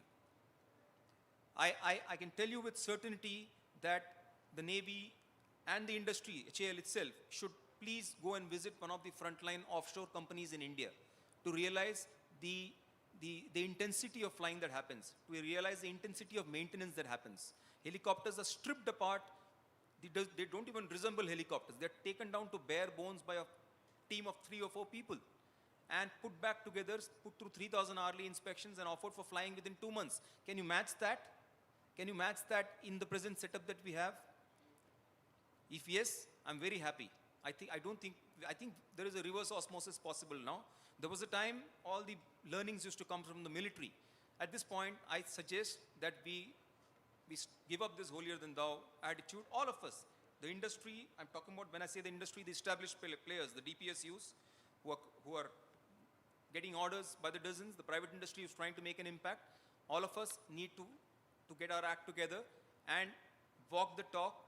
NUH is the first step. I'm very happy that Navy has taken this daring step, although Navy is the one with the least number of helicopters as compared to the other services. Yet Navy has chosen to take this path, and I'm sure that adequate thinking has gone into it. Now it's up to the government, it's up to I would say even the PMO needs to intervene if it has to happen. And let's make India a place where these are manufactured and exported. Let it not be restricted to an order of 100 or a few tens. India can become a base for manufacturing helicopters and sending them all over the world. The 1100th AW139 just got delivered a few days back. In just 19 years, 1,100 helicopters all over the world. We are talking about 300 helicopters. We can do much better, and that's because there are so many people, there are markets that are untapped. NCNC trials, I'm sorry, I don't have much more to say about this. Nothing grows under an oak tree, all right? So we are all under a huge oak tree, and I don't need to tell you who that is. So we need to create fresh options. We need to find an alchemist who can make this happen, who can get there is abundance of talent here. There's abundance of test crew who are looking for jobs in this 21st century in India. Elsewhere, they're considered as a national resource. So it just says that the time is just right for us to do it. So let's do it, and let's put money where the mouth is. Thank you, sir. Thanks, KP. And one quick answer to my question. How do you substitute the trial efforts? Okay, so substitution of trial efforts are possible in many ways. Everything doesn't have to be flight tested. A lot of things, like for instance, if you're offering me a radio set, it has to pass flight testing. It can go through a normal ground testing, but it still has to go through flight testing. But simulation is a tool which is available today. A lot of simulations are done. A lot of experimental flight testing is being supplemented with simulation. That means if you require X quantum of flight testing effort, it has got reduced by a percentage because it is offset by simulation. There are some tests which are too dangerous to do, and the risk benefit outweighs you need not have to do it on an aircraft. But the core capabilities, the core capabilities of machine needs to be tested. Just an example, imagine that the naval ALH is a case study in this. The core capability of the naval ALH was to be realized out at sea, and that is where we have failed. I wouldn't say we have failed, but we have not made adequate progress in 20 years. 2003 is when the squadron was set up. So is there a substitution for taking that helicopter out to sea and testing it? And if that was not done, 17 or 18 years down the line, we realized that there was something lacking. So substitution of flight trials for essential parameters, as defined in the DAP, essential parameters A, I would say no. They have to be flight tested. I wouldn't flight test crashworthiness because it has already gone through certification. So to put it to cut a long story short, we should go by certification data. We should go by historical evidence. We should go by the history of the history of the aircraft which is flown in other services for certain parameters. But the core missions that are integral to the induction, they need to be seriously tested in the as close to the reality as possible, and for that there is no substitute in my opinion. Thank you, KP. He is one person who really speaks from the bottom of his heart and is very, very candid in his thoughts, and we really appreciate that. The next panelist is with me is Mr. Sukaran Singh from the Tata Advanced Systems. Welcome, Sukaran. Thank you. We are aware that Tata Aerospace and Defense has ambitious plans in the Indian defense sector. Understand that TASL is keen to participate in aviation projects of MOD under SP model. Your company is already in JV with Sikorsky, Boeing and LM for manufacturing aerostructures for various platforms. Would request you to please share your experience and perspectives on the significant impact of SP model towards developing Indian industry ecosystem as far as the rotary wing military platforms are concerned. Okay. Well, thank you so much for inviting me. I'll try to be as brief as I can. I think the SP model has been discussed for far too long without any action. It's been if I count it, almost 5 years. And I think we really need to discuss why it has not happened. I don't think we need to discuss whether the private sector has the capacity to implement such a project, because as other panelists already said, a lot has happened in the last 10 years. And therefore, you know, if the private sector can build power plants and bridges and whatnot, it's not clear to me. And given the assets that have been created, I think that's really not something to, in my opinion, worry too much about. It is true that not all private companies are the same, and that's why we have a process of selection. But you know, I think the real question is, why has it not happened so far? And of course, there also there is this big issue about HAL and the fact that they obviously feel that something like this is not required. Maybe they feel they have good products, whatever it is. And there also the answer is quite well understood, I think by the government as well. There is no monopoly left in this country, and whatever little monopolies are left are being sought to be taken out. So there should be no monopolies left. And the government has accepted this in virtually every sector. There is no really reason for defense to be different. My own sense is that, I'm just sort of discussing this a little bit, is because I think that is the elephant in the room, is that why has the government not been able to progress this? And I just wonder whether the government itself is not convinced yet. And therefore, what are the ways to convince the government? In my mind, maybe we need to make a better argument to the government that the strategic control which the country needs, how can that actually be provided by a combination of a foreign company and an Indian company? It could very well be that the government is not convinced, and that we need to do a better job on that.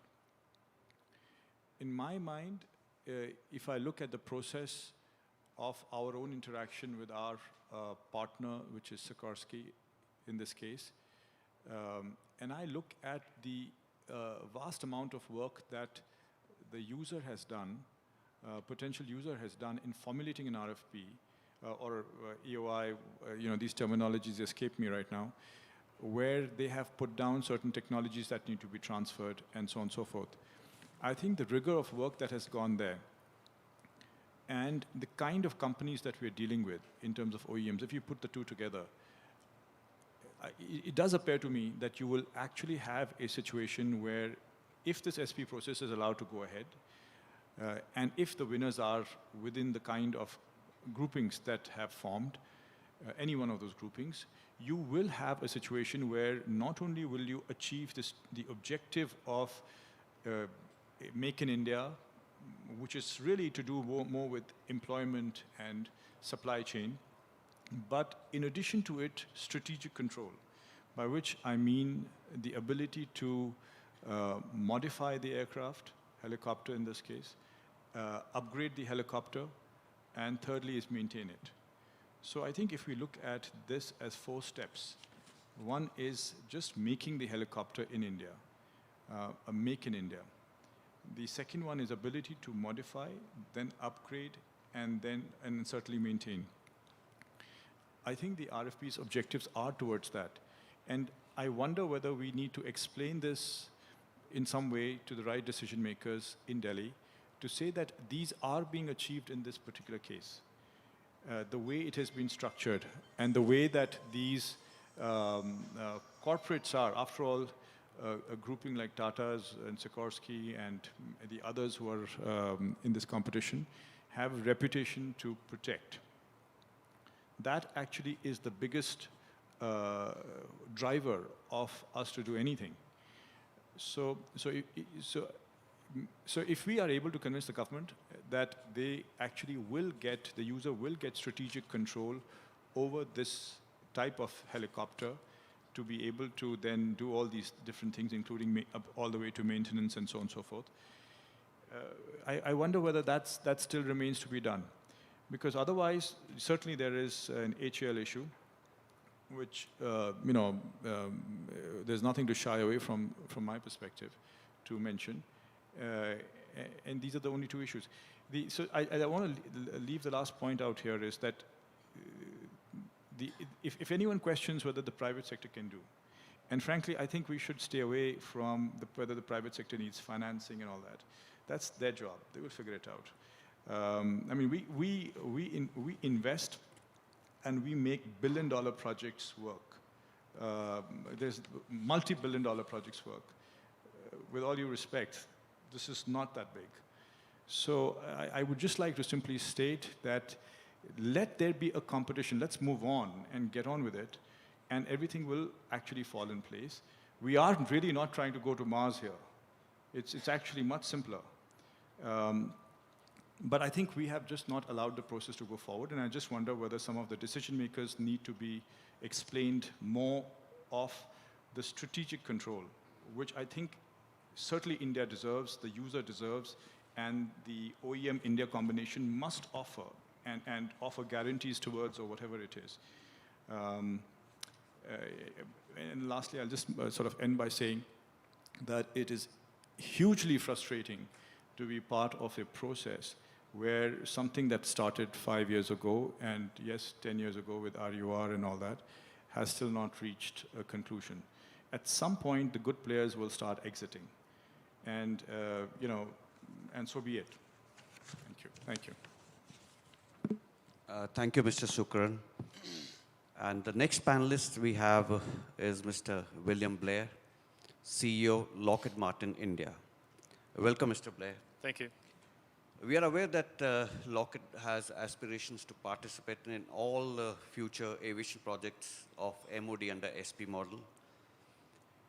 As an OEM who is expected to not only field the platform which meets the service QRs, but also handhold the Indian industry, that is Indian SP, as well as the entire ecosystem, I would like to request you to share your perspectives and views on how do you rate the Indian industry ecosystem as far as taking it to level of a full-fledged supply chain for the helicopter program. What needs to be done to get them there as far as technology, capability, and certification aspects are concerned? Thank you, sir. I really appreciate the opportunity, and I'd like to start off by saying thank you, and thank you for your confidence in the MH-60 Romeo. We are thrilled to be delivering unmatched, the best capabilities, as you said, sir, in terms of anti-submarine warfare, and we're fully committed to initial deliveries in the middle of this year, starting the training and integrating the equipment that, as you said, sir, is going to be the most advanced MH-60 Romeo. And a tremendous opportunity to collaborate across navies, because as you look at the Quad, it's in service with the US, it's in service with Australia, as well as, say, Quad Plus potentially with Korea. So we're committed. As it relates to the ecosystem, I'd first like to start off by congratulating Sukaran Singh and what he's created over the last decade in Tata Advanced Systems Limited. We're thrilled and very lucky to be his partner at Lockheed Martin and Sikorsky. Those two JVs were established 10 years ago, 2009-2010 timeframe.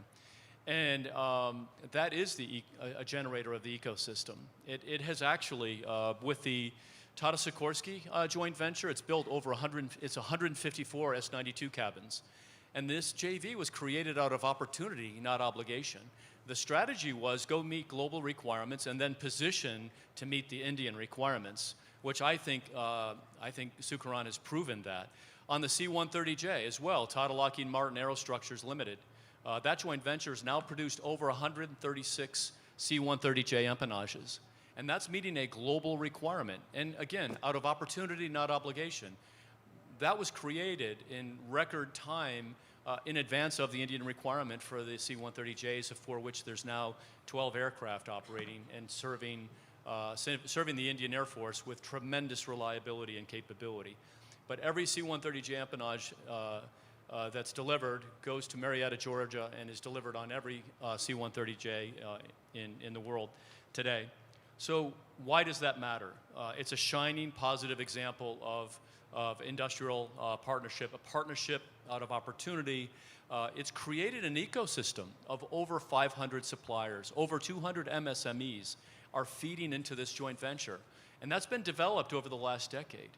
So I would argue that this the Tata Advanced Systems Limited, what they've created across multiple partners is a national asset. They're creating capability based on global requirements that today are meeting Make in India, they're meeting Atmanirbhar Bharat, the Self-Reliant India Initiative, and they're generating exports.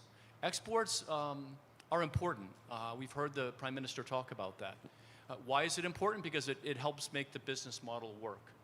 The finances are built on a business case.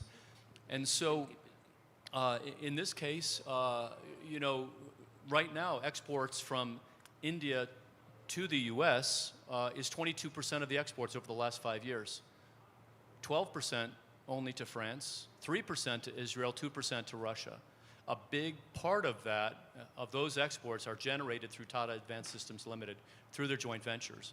And that's allowed us to collaborate and enjoy relationships with suppliers across India. Tier 1, Tier 2, Tier 3 suppliers that feed into that joint venture. Oftentimes, when they look at offset policy, it's talked about only a few companies in India have benefited from that offset policy. I would argue that's not true. We have over 300 suppliers feeding into this joint venture. And many of those companies, and I can say from experience, I've been coming to India for several decades now. I've been working on Make in India since the mid-2000s during the MMRCA campaign. Many of these companies came up around 2007, 2008 as leaders in automotive sector. Now they're delivering into the aerospace and defense sector. So I submit that, we are in a position to meet the requirement. We're in the position to meet the requirement as partners and as partners out of opportunities. And I want to remember a comment that the Chief of Defense Staff made at the Defense Attaché Conclave in November. One of the first opportunities to meet in person after the challenges we faced with the COVID pandemic. And he said two buzzwords. It's about capability and collaboration. And I think this is a perfect example. We are delivering capability with the MH-60 Romeo, the C-130J, and we're doing it through collaboration with partners. And so I think the future is here. The capability is very much here, and working through partners is absolutely critical. And I'd like to add one more point. The Defense Acquisition Procedure 2020 has set the bar even higher. They've offered an opportunity for 74% FDI. That's tremendous. But they've also set the bar higher to achieve 50% indigenization. And I don't think we're quite there yet today on the light combat aircraft. And I worked on that program on the engine side over a decade ago. To meet the higher indigenous content requires a robust network of capability inside of India. And we did sign an LOI today with Midhani to be able to work together on indigenous materials. We need raw material capability, supply, certification, testing, and that's going to help us position to meet those requirements. But most important, we've extended our agreement with Tata in Sikorsky. It's incredibly important for us to position, for the work we've been doing for over a decade, but to position for the NUH requirement. And I think I know it's a tremendous partnership, and we look forward to working together going forward, and of course meeting the absolute critical requirements inside of the Indian Navy. So thank you, sir. Thank you, Mr. William Blair. And before we do the final summing up, I would request any questions from the audience, either through in person or through the virtual channel. Just 1 minute. I just thought I'll take a quick minute and just make a point. We have Tata's here talking about Build in India, but I don't know how many of you know that in 1983, there was an opportunity for a public-private collaboration between Tata's and the DRDO to make the LCA with Commodore Paul Raj, Indian Navy in the co-lead in 1983. The production target was for 87 to 89. What if that had been allowed to go through as Mr. Arunachalam wanted it to happen? I think our Indian defense industry would have been very different. It's food for thought. Are we too late in 2020? I'm not too sure. I think we still got a lot of time ahead. We need to seize the opportunities. Sir, I have a question for Mr. Sukran, and this is a why. And this why, maybe I would request you to answer when I complete the prelude. So this was 2010 and 11, young lieutenant commander in the Navy, test pilot. And I wanted to do something different.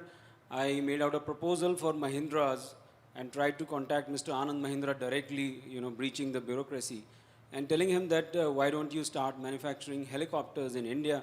You recently acquired Caravan in Australia, and let us start feeding it to the industry. I made a business model for him, and I said, I don't require any money from you, and let us do it for the nation.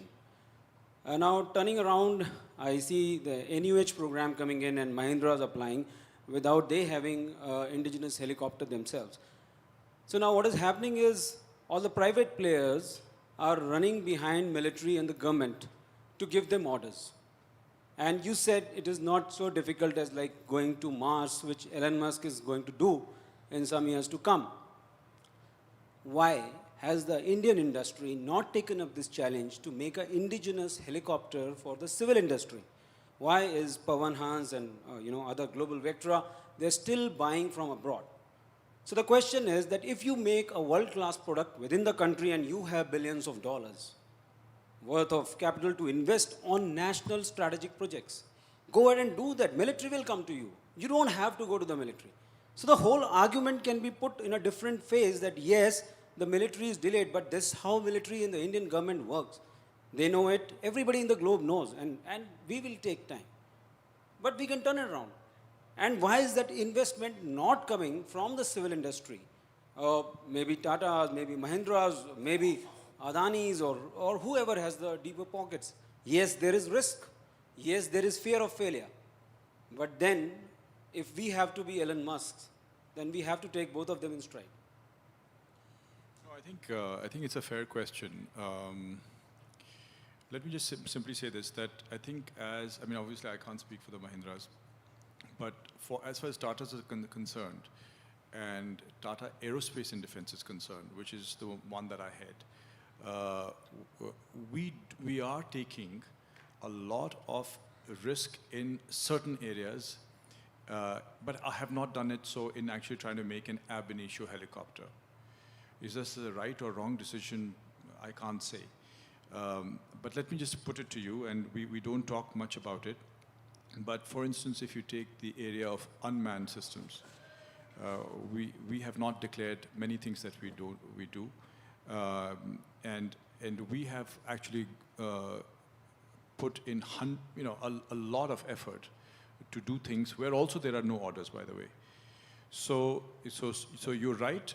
The private sector must come forward and take risk even when there is no Indian order.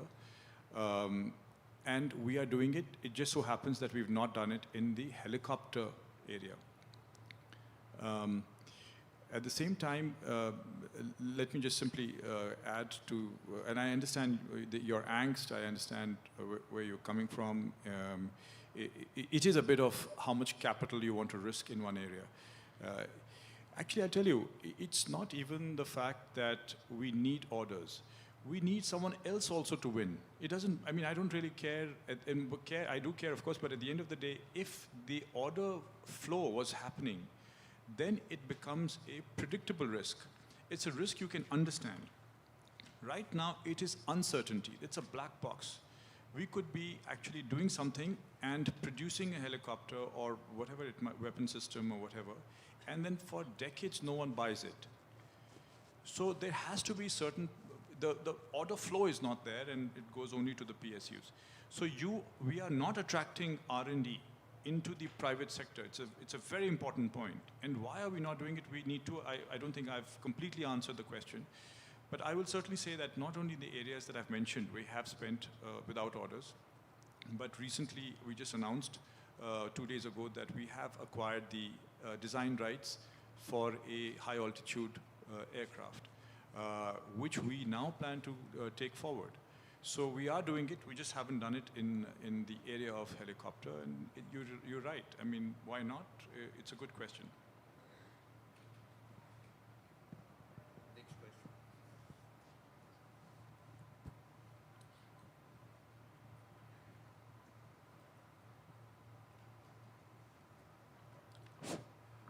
question. So, question again to Mr. Sukran Singh.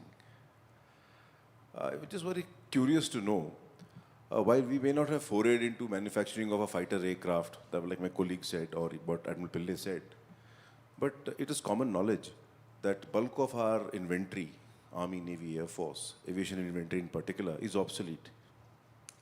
Why we have not tried to develop an ecosystem, what I mean to say, Tata's was better, or even the other private players, that at least go across and pluck these low-hanging fruit, right from radio systems to, avionics to mechanical equipment, pumps, even the accessories of the power plant.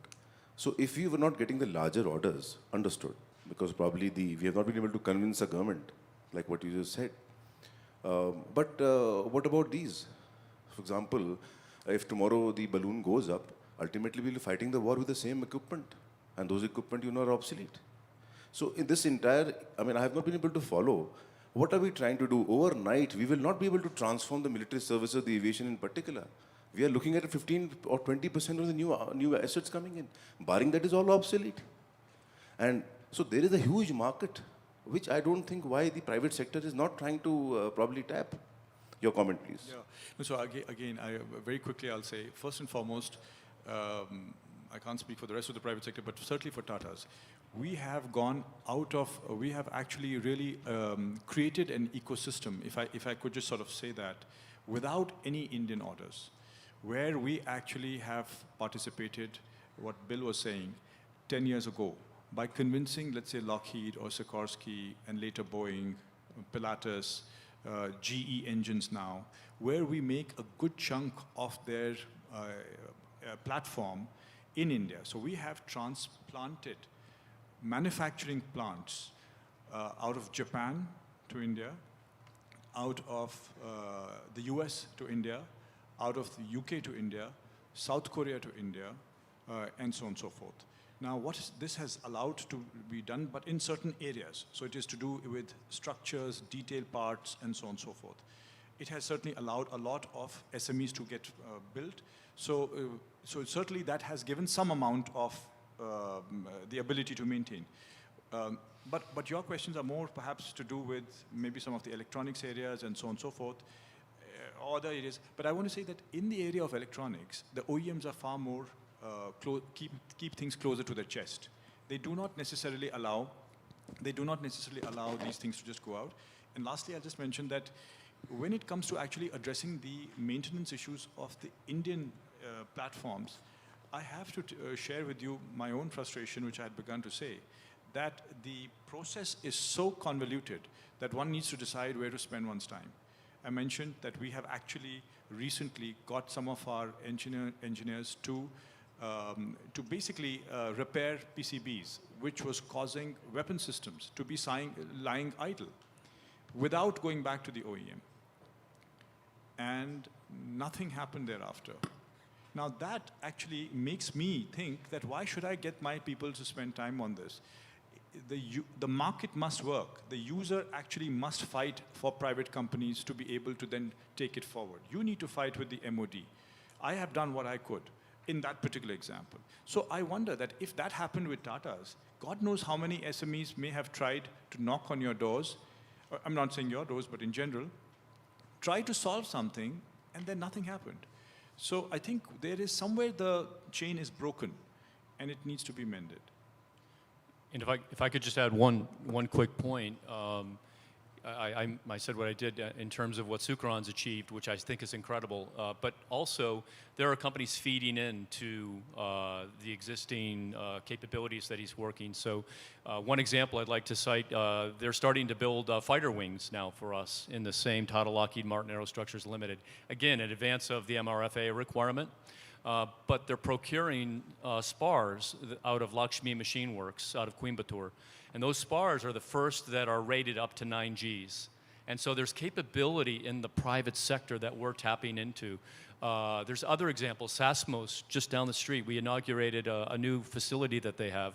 They're providing wiring harnesses. And these aren't just, off-the-shelf wiring harnesses. These are wiring harnesses that go in very advanced missile systems. These are wiring harnesses that go into Sikorsky and Lockheed Martin aircraft.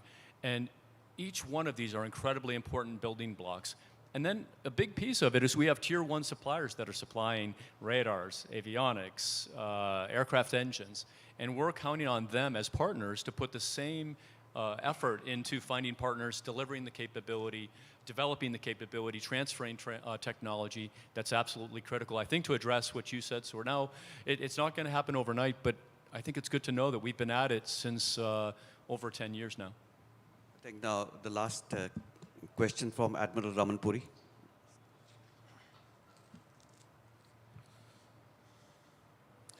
My question is to do something with a point which you really made about strategic control and the scales of operation required for a company, for the nation, I'm not talking about companies, to achieve what the Prime Minister laid down to Atmanirbharta.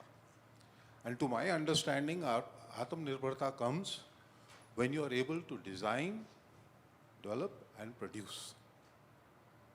I don't think this comes by any process of license production. Yes, I will be able to make a structure, perhaps, but will you give me the knowledge that is required to make the flight control system? Will you give me the knowledge that will go into the transmission system? There are a lot of knowledge-based transfers that have to take place, and there have to be institutions and people capable of taking that knowledge also. And I don't think this comes very, very easily. A lot of ecosystem in this country in the aerospace sector has come up because of the LCA project, where we designed and developed and a lot of knowledge was transferred to industry, local industry. Same thing has happened even with the helicopters. There are areas in the helicopters which we have not progressed. Things like avionics, because some of it on materials, because nobody is prepared to transfer knowledge to you. They are prepared to give you production line and perhaps make you a partner in that production line all over the world also. So my question is, I don't see much of a difference between the strategic policy partnership model or that buy and make model. Ultimately, both are licensed production. Where will you get design, development, and production? And second question I ask, welcome private sector, must have. But if there is a possibility of transferring knowledge from our own within the country for a product, why should SP model be restricted only to OEMs abroad? If somebody here can transfer that knowledge, be it Tata or anyone else, why shouldn't the SP model be applicable to them also? You only want to increase the private sector participation, definitely. I agree totally that without the private sector, things won't happen. But at tier 1 level, further, I don't see the whole of the United States depends upon Lockheed Martin, maybe Boeing. It's a $760 billion enterprise. We are perhaps a $60 or a $70 billion enterprise. How many tier 1s are we going to be able to have? I mean, not tier 1, but system integrators are we going to have? How many tier 1s can we have with what we have got? And I think for India to get that strategic control, we will need to have the domestic industry available to the Indians. If that is not available, export, yes, it is good. It may be in the interests like you are doing with structures. That technology perhaps, the production will be transferred. But the issue will come when we have to design, develop, and produce ourselves. Thank you. I'm going to start off and then hand it. I think that's where maybe when I was sitting in the same room at Aero India 2007, I might have agreed with you, but I can't agree with you today. And the reason I say that is for a lot of the things that have been said up here already. We can't forget that whether we're in the US or we're in India, MSMEs are both the backbone and the heart of how we're able to deliver capability and then we as an integrator. And I think that's incredibly important. And then I'd ask Sukran to say what he's doing from a design, develop, and support of platforms. and integration, and where I think here in Bangalore, the innovation hub of the world, we have engineers that are working on civil and military applications today that weren't there 10 years ago. And in all the critical areas, whether it's aircraft engines, I think electronic systems, military missile systems, you know, across the board. And I think the lines have been blurred, right? I don't think you can, you know, point to any single entity because it's so broad-based now today versus where it was 10 years ago, just as a brief comment. But Sukran. No, I just want to say that, look, I think we're all on the same page to the extent that we, all of us as Indians must agree that we need strategic control in India, for India. There's no denying that.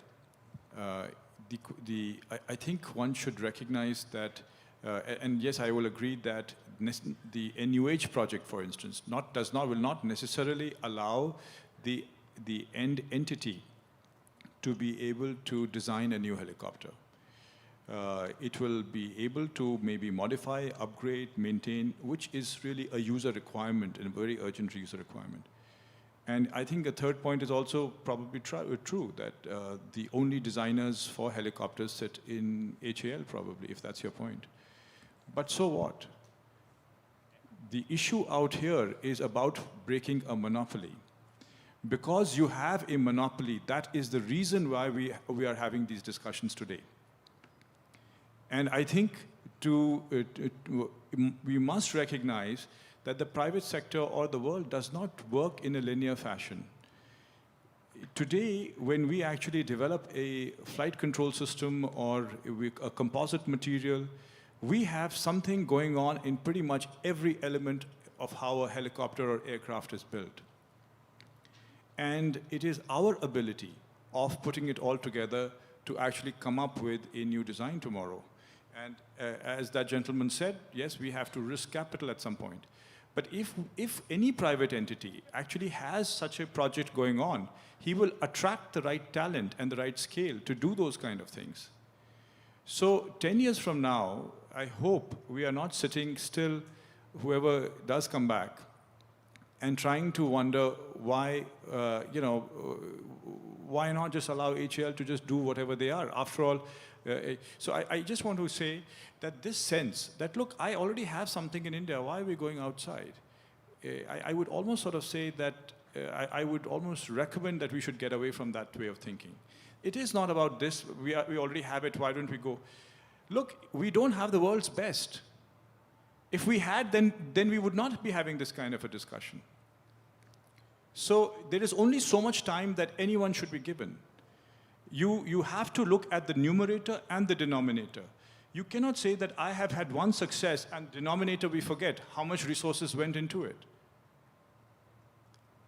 I think in the private sector, the only thing I can mention is that these percentages matter a lot.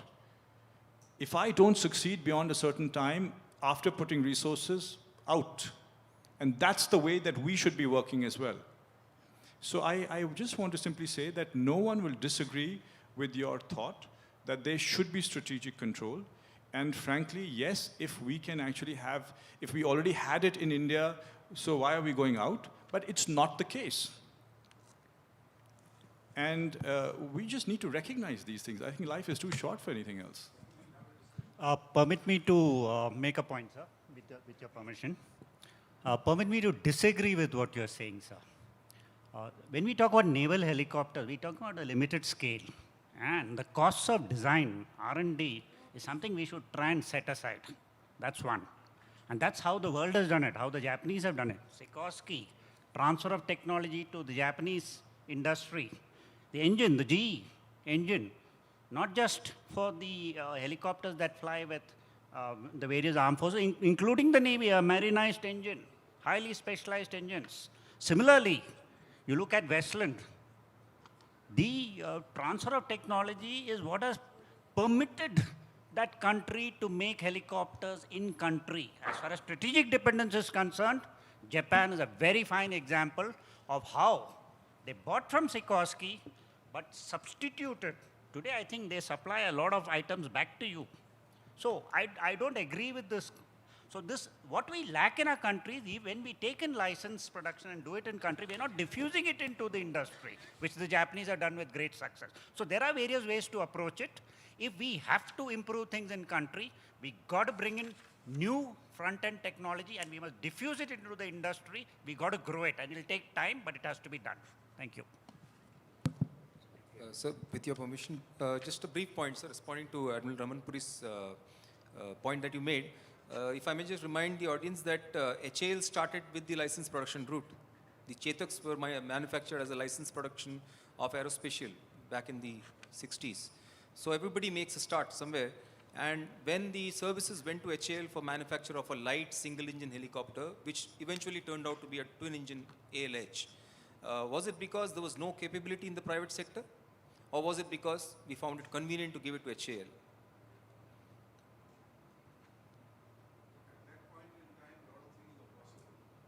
At this point of time? Yes, sir. So would you like to... So why are we not giving the same level playing field to the other players? So at this stage, even more... Sure.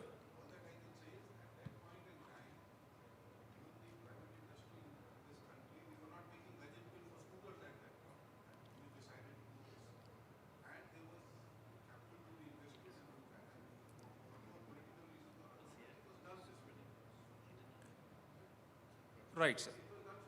Sure. Yeah. So...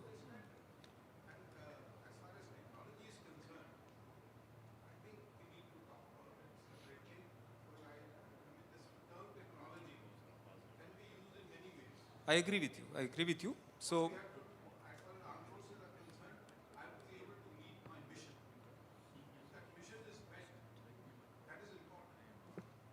So in that case, the user should be able to define whether his mission is met. Yes.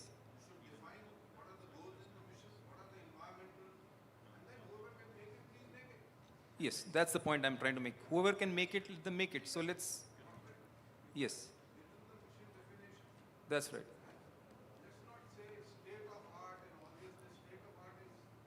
Well, that applies equally to both sides of the fence, and we're not discussing about inventing new helicopters. We're talking about, we're not inventing something. So where is this great fear about license production being a completely, mutually exclusive solution? You could start with something and slowly you develop the expertise. That is exactly what we are trying to break through the SP. Thank you. Thank you very much. And initially I thought, okay, I'll go by the timings. I religiously started timing. What time did I ask the question and how much time I'd give for the answer. But the panel discussion was so engrossing, and especially when you see the people speaking with a lot of experience, speaking from the bottom of the heart, and they're telling you the facts on the face, I think that told me, okay, time can go to one side. Let's engage into a discussion. You will never get such a panel again where you have people sitting out here more than 10,000 hours of cockpit time. You have got people who are one of the best in the industry, and they have true spirit to do things the right way. But I can feel, I can sense that there's a little bit of helplessness setting in, a little bit of, they're losing interest. And I think the system has to now buck up, get these people on board. Like it has very clearly come out that yes, the SP model is there to stay. We have the capability in India. People are interested. They have the muscle. They have the wherewithal. They have the, you talk about we had initially there were doubts about the financial muscle. They have the financial muscle. They can take the project through, and it's a very, very simple project, because ultimately everybody's going to be the winner. The country is going to be the winner when you start exporting the helicopter, when you are seen as a producer. You will make the helicopter, like we talk about license production. Yes, license production, you'll make a helicopter and license production. But when you have the transfer of technology, when you have the ecosystem building up, growing up day by day, you will be in a position tomorrow to challenge the market by indigenous helicopter. That is what the aim of the strategic model is, that tomorrow you have a manufacturer in India who can challenge the best in the world. We talked about the trials. Yes, we can substitute the trials, but not wholesome trials. But we can substitute a little bit of the simulation, a little bit of the certification. And certification is itself going to be quite a challenge in India. But yes, these are this little bit of milestones as we go through the strategic partnership. We have to go through that. And one thing which was highlighted and it's caught my eye is that it's time to learn from the industry now, which I fully agree. And I'm heading the HR, but when I meet the other people in the HR, I know that at one point our HR, we were very, very systematic in the HR. People have copied our HR of the armed forces, but they have moved on. And time for us to change. I was in the infrastructure as a Director General Seabird. I saw what infrastructure our people are capable of. I was dealing with the best of the people in the industry. L&T, Shapurji Palanji. Look at the technology they have brought. And it's the same when you do the costing, it's within the same costing parameters, they are able to give me a better product. As ACWPN, I looked after the shipping part also. I went to the best of the people in the shipping industry, did their capacity assessment. Look at the infrastructure they have. It's time to have faith in them. They will deliver. There might be a little bit of hiccups here and there, but yes, if as a country we want to move ahead, we need to carry them along with us and go step by step and finally reach the point what we have envisaged. When I was talking to people, yes, we talked about Lockheed Martin, we talked about Boeing, we talked about Airbus. They were not built overnight. Took decades, centuries to build them. Why don't we start? It's time to start, take the industry along, move along, tell our requirements, and then tomorrow, for all you know, one of our SPs might be competing with Lockheed Martin or Airbus or Boeing. That's what the aim should be. And as a country, we should all pitch for it. And it was also brought up that MSMEs, the JV between Tassel and Lockheed Martin had paid a lot of dividends. It's there for people to see on the field that how things have grown up, the MSMEs have grown up. But it was also brought up that the way our system works, a lot of MSMEs would have banged their head and then they would have moved on. We're not able to make any headway. So we had a very, very interesting, very engrossing, I would say, panel discussion and good questions, very good answers in a very friendly atmosphere. And I thoroughly enjoyed, and I hope all of you enjoyed this session and we carry back true lessons back home. And what we want is, whether we are in a uniform or whether we are on the other side, we want India to progress. And that's what should be the bottom line. Thank you. And I just request my audience to please give a big hand to all my panelists out here.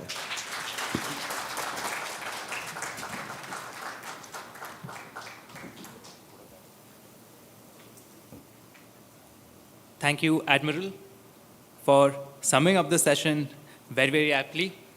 But I will request the audience just to say for a few minutes, we do have a small vote of thanks from Brigadier Ashish Bhattacharya, Senior Advisor, SIDM. So I will invite you on stage right now.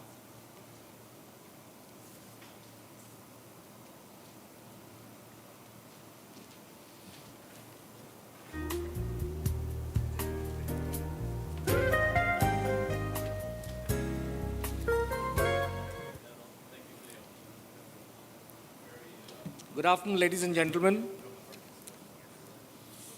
As we come to the end of this marathon session on indigenous helicopters and glorious future, allow me to propose a vote of thanks for the panelists, the audience, and who have come not only physically but also have joined us virtually, to the extent that we had put together, I think we've almost touched about 400 people coming online at one time.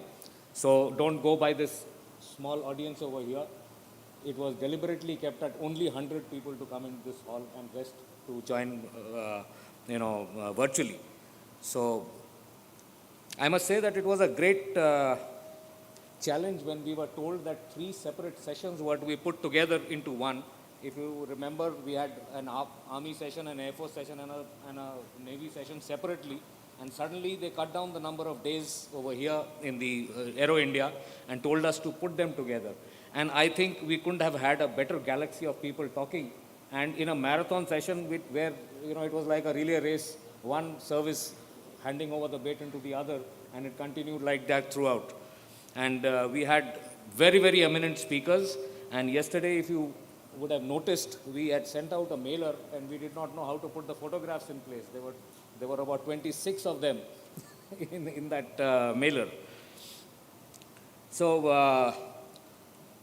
but in spite of the challenge, I must thank the 3 services for their immense support that they gave us in formulating the entire structure of this seminar and helping us get the right speakers, get people from all over the country to come and speak. Some from here, some sitting back in Delhi or other places. And at the end of the day, it was a beautiful session put together with their help. And also from the industry side, anyone we approached very readily came on board and supported us. Thank you very much. As far as the deliverables are concerned, I'm sure some very significant and interesting points were made. That will be the takeaways for the panelists as well as the audience. I'm a little, we tried our best, but could not manage to get the MOD people to listen into this, which was, I think, very, very important.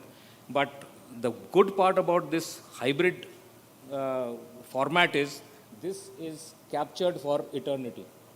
So now everyone will be playing this thing over and over again to see what was said in this conference. And at the end of the inaugural, I must tell you, the Secretary Defense came to our stall and had a look at this and said, you bring all these recordings back to me. We want to discuss certain things. I hope we take this forward through that route.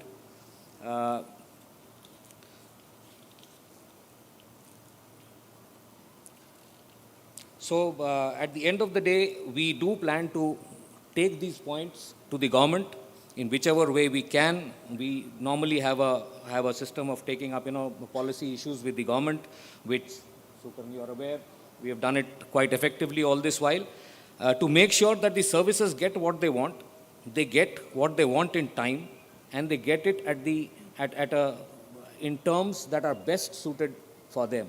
And also in the process, look at the spirit of Atmanirbhar Bharat, and at the same time make sure that the defense industrial base in the country becomes strong and mature, which I think was the point of discussion all this while in this seminar. So that while we come to this end, let me thank the panelists, the esteemed panelists who are here, Vice Admiral Rabneet Singh, the Chief of Personnel, who has been really, really supportive in structuring this particular meeting or the event, the FONA Rear Admiral Philippos, Admiral Sudhir Pillai, my instructor in Staff College, Commander KP Sanjeev Kumar, Mr. Sukaran Singh from Tata's, and Bill, Mr. William Blair from Lockheed Martin. We have had some very good sessions together on this virtual platform earlier also. Also, I want to place on record my sincere thanks to Admiral Vikram Menon for having helped us formulate this particular session, and Captain Abhishek Ram and Commander Amit Kumar, who left no chance for anything to go wrong. And last but not the least, SIDM thanks all the participants, both physical and the virtual. As I said, there were about almost 360 of them who came online and have gone through this engaging and very, very passionate discussions and incisive comments from the panel as well as the chair and also the audience. So thank you very much, sir. And let's hope that all the programs and all the projects of the Indian Navy, for that matter, all the 3 services, mature and reach their fruition at the earliest possible time. Thank you very much, sir.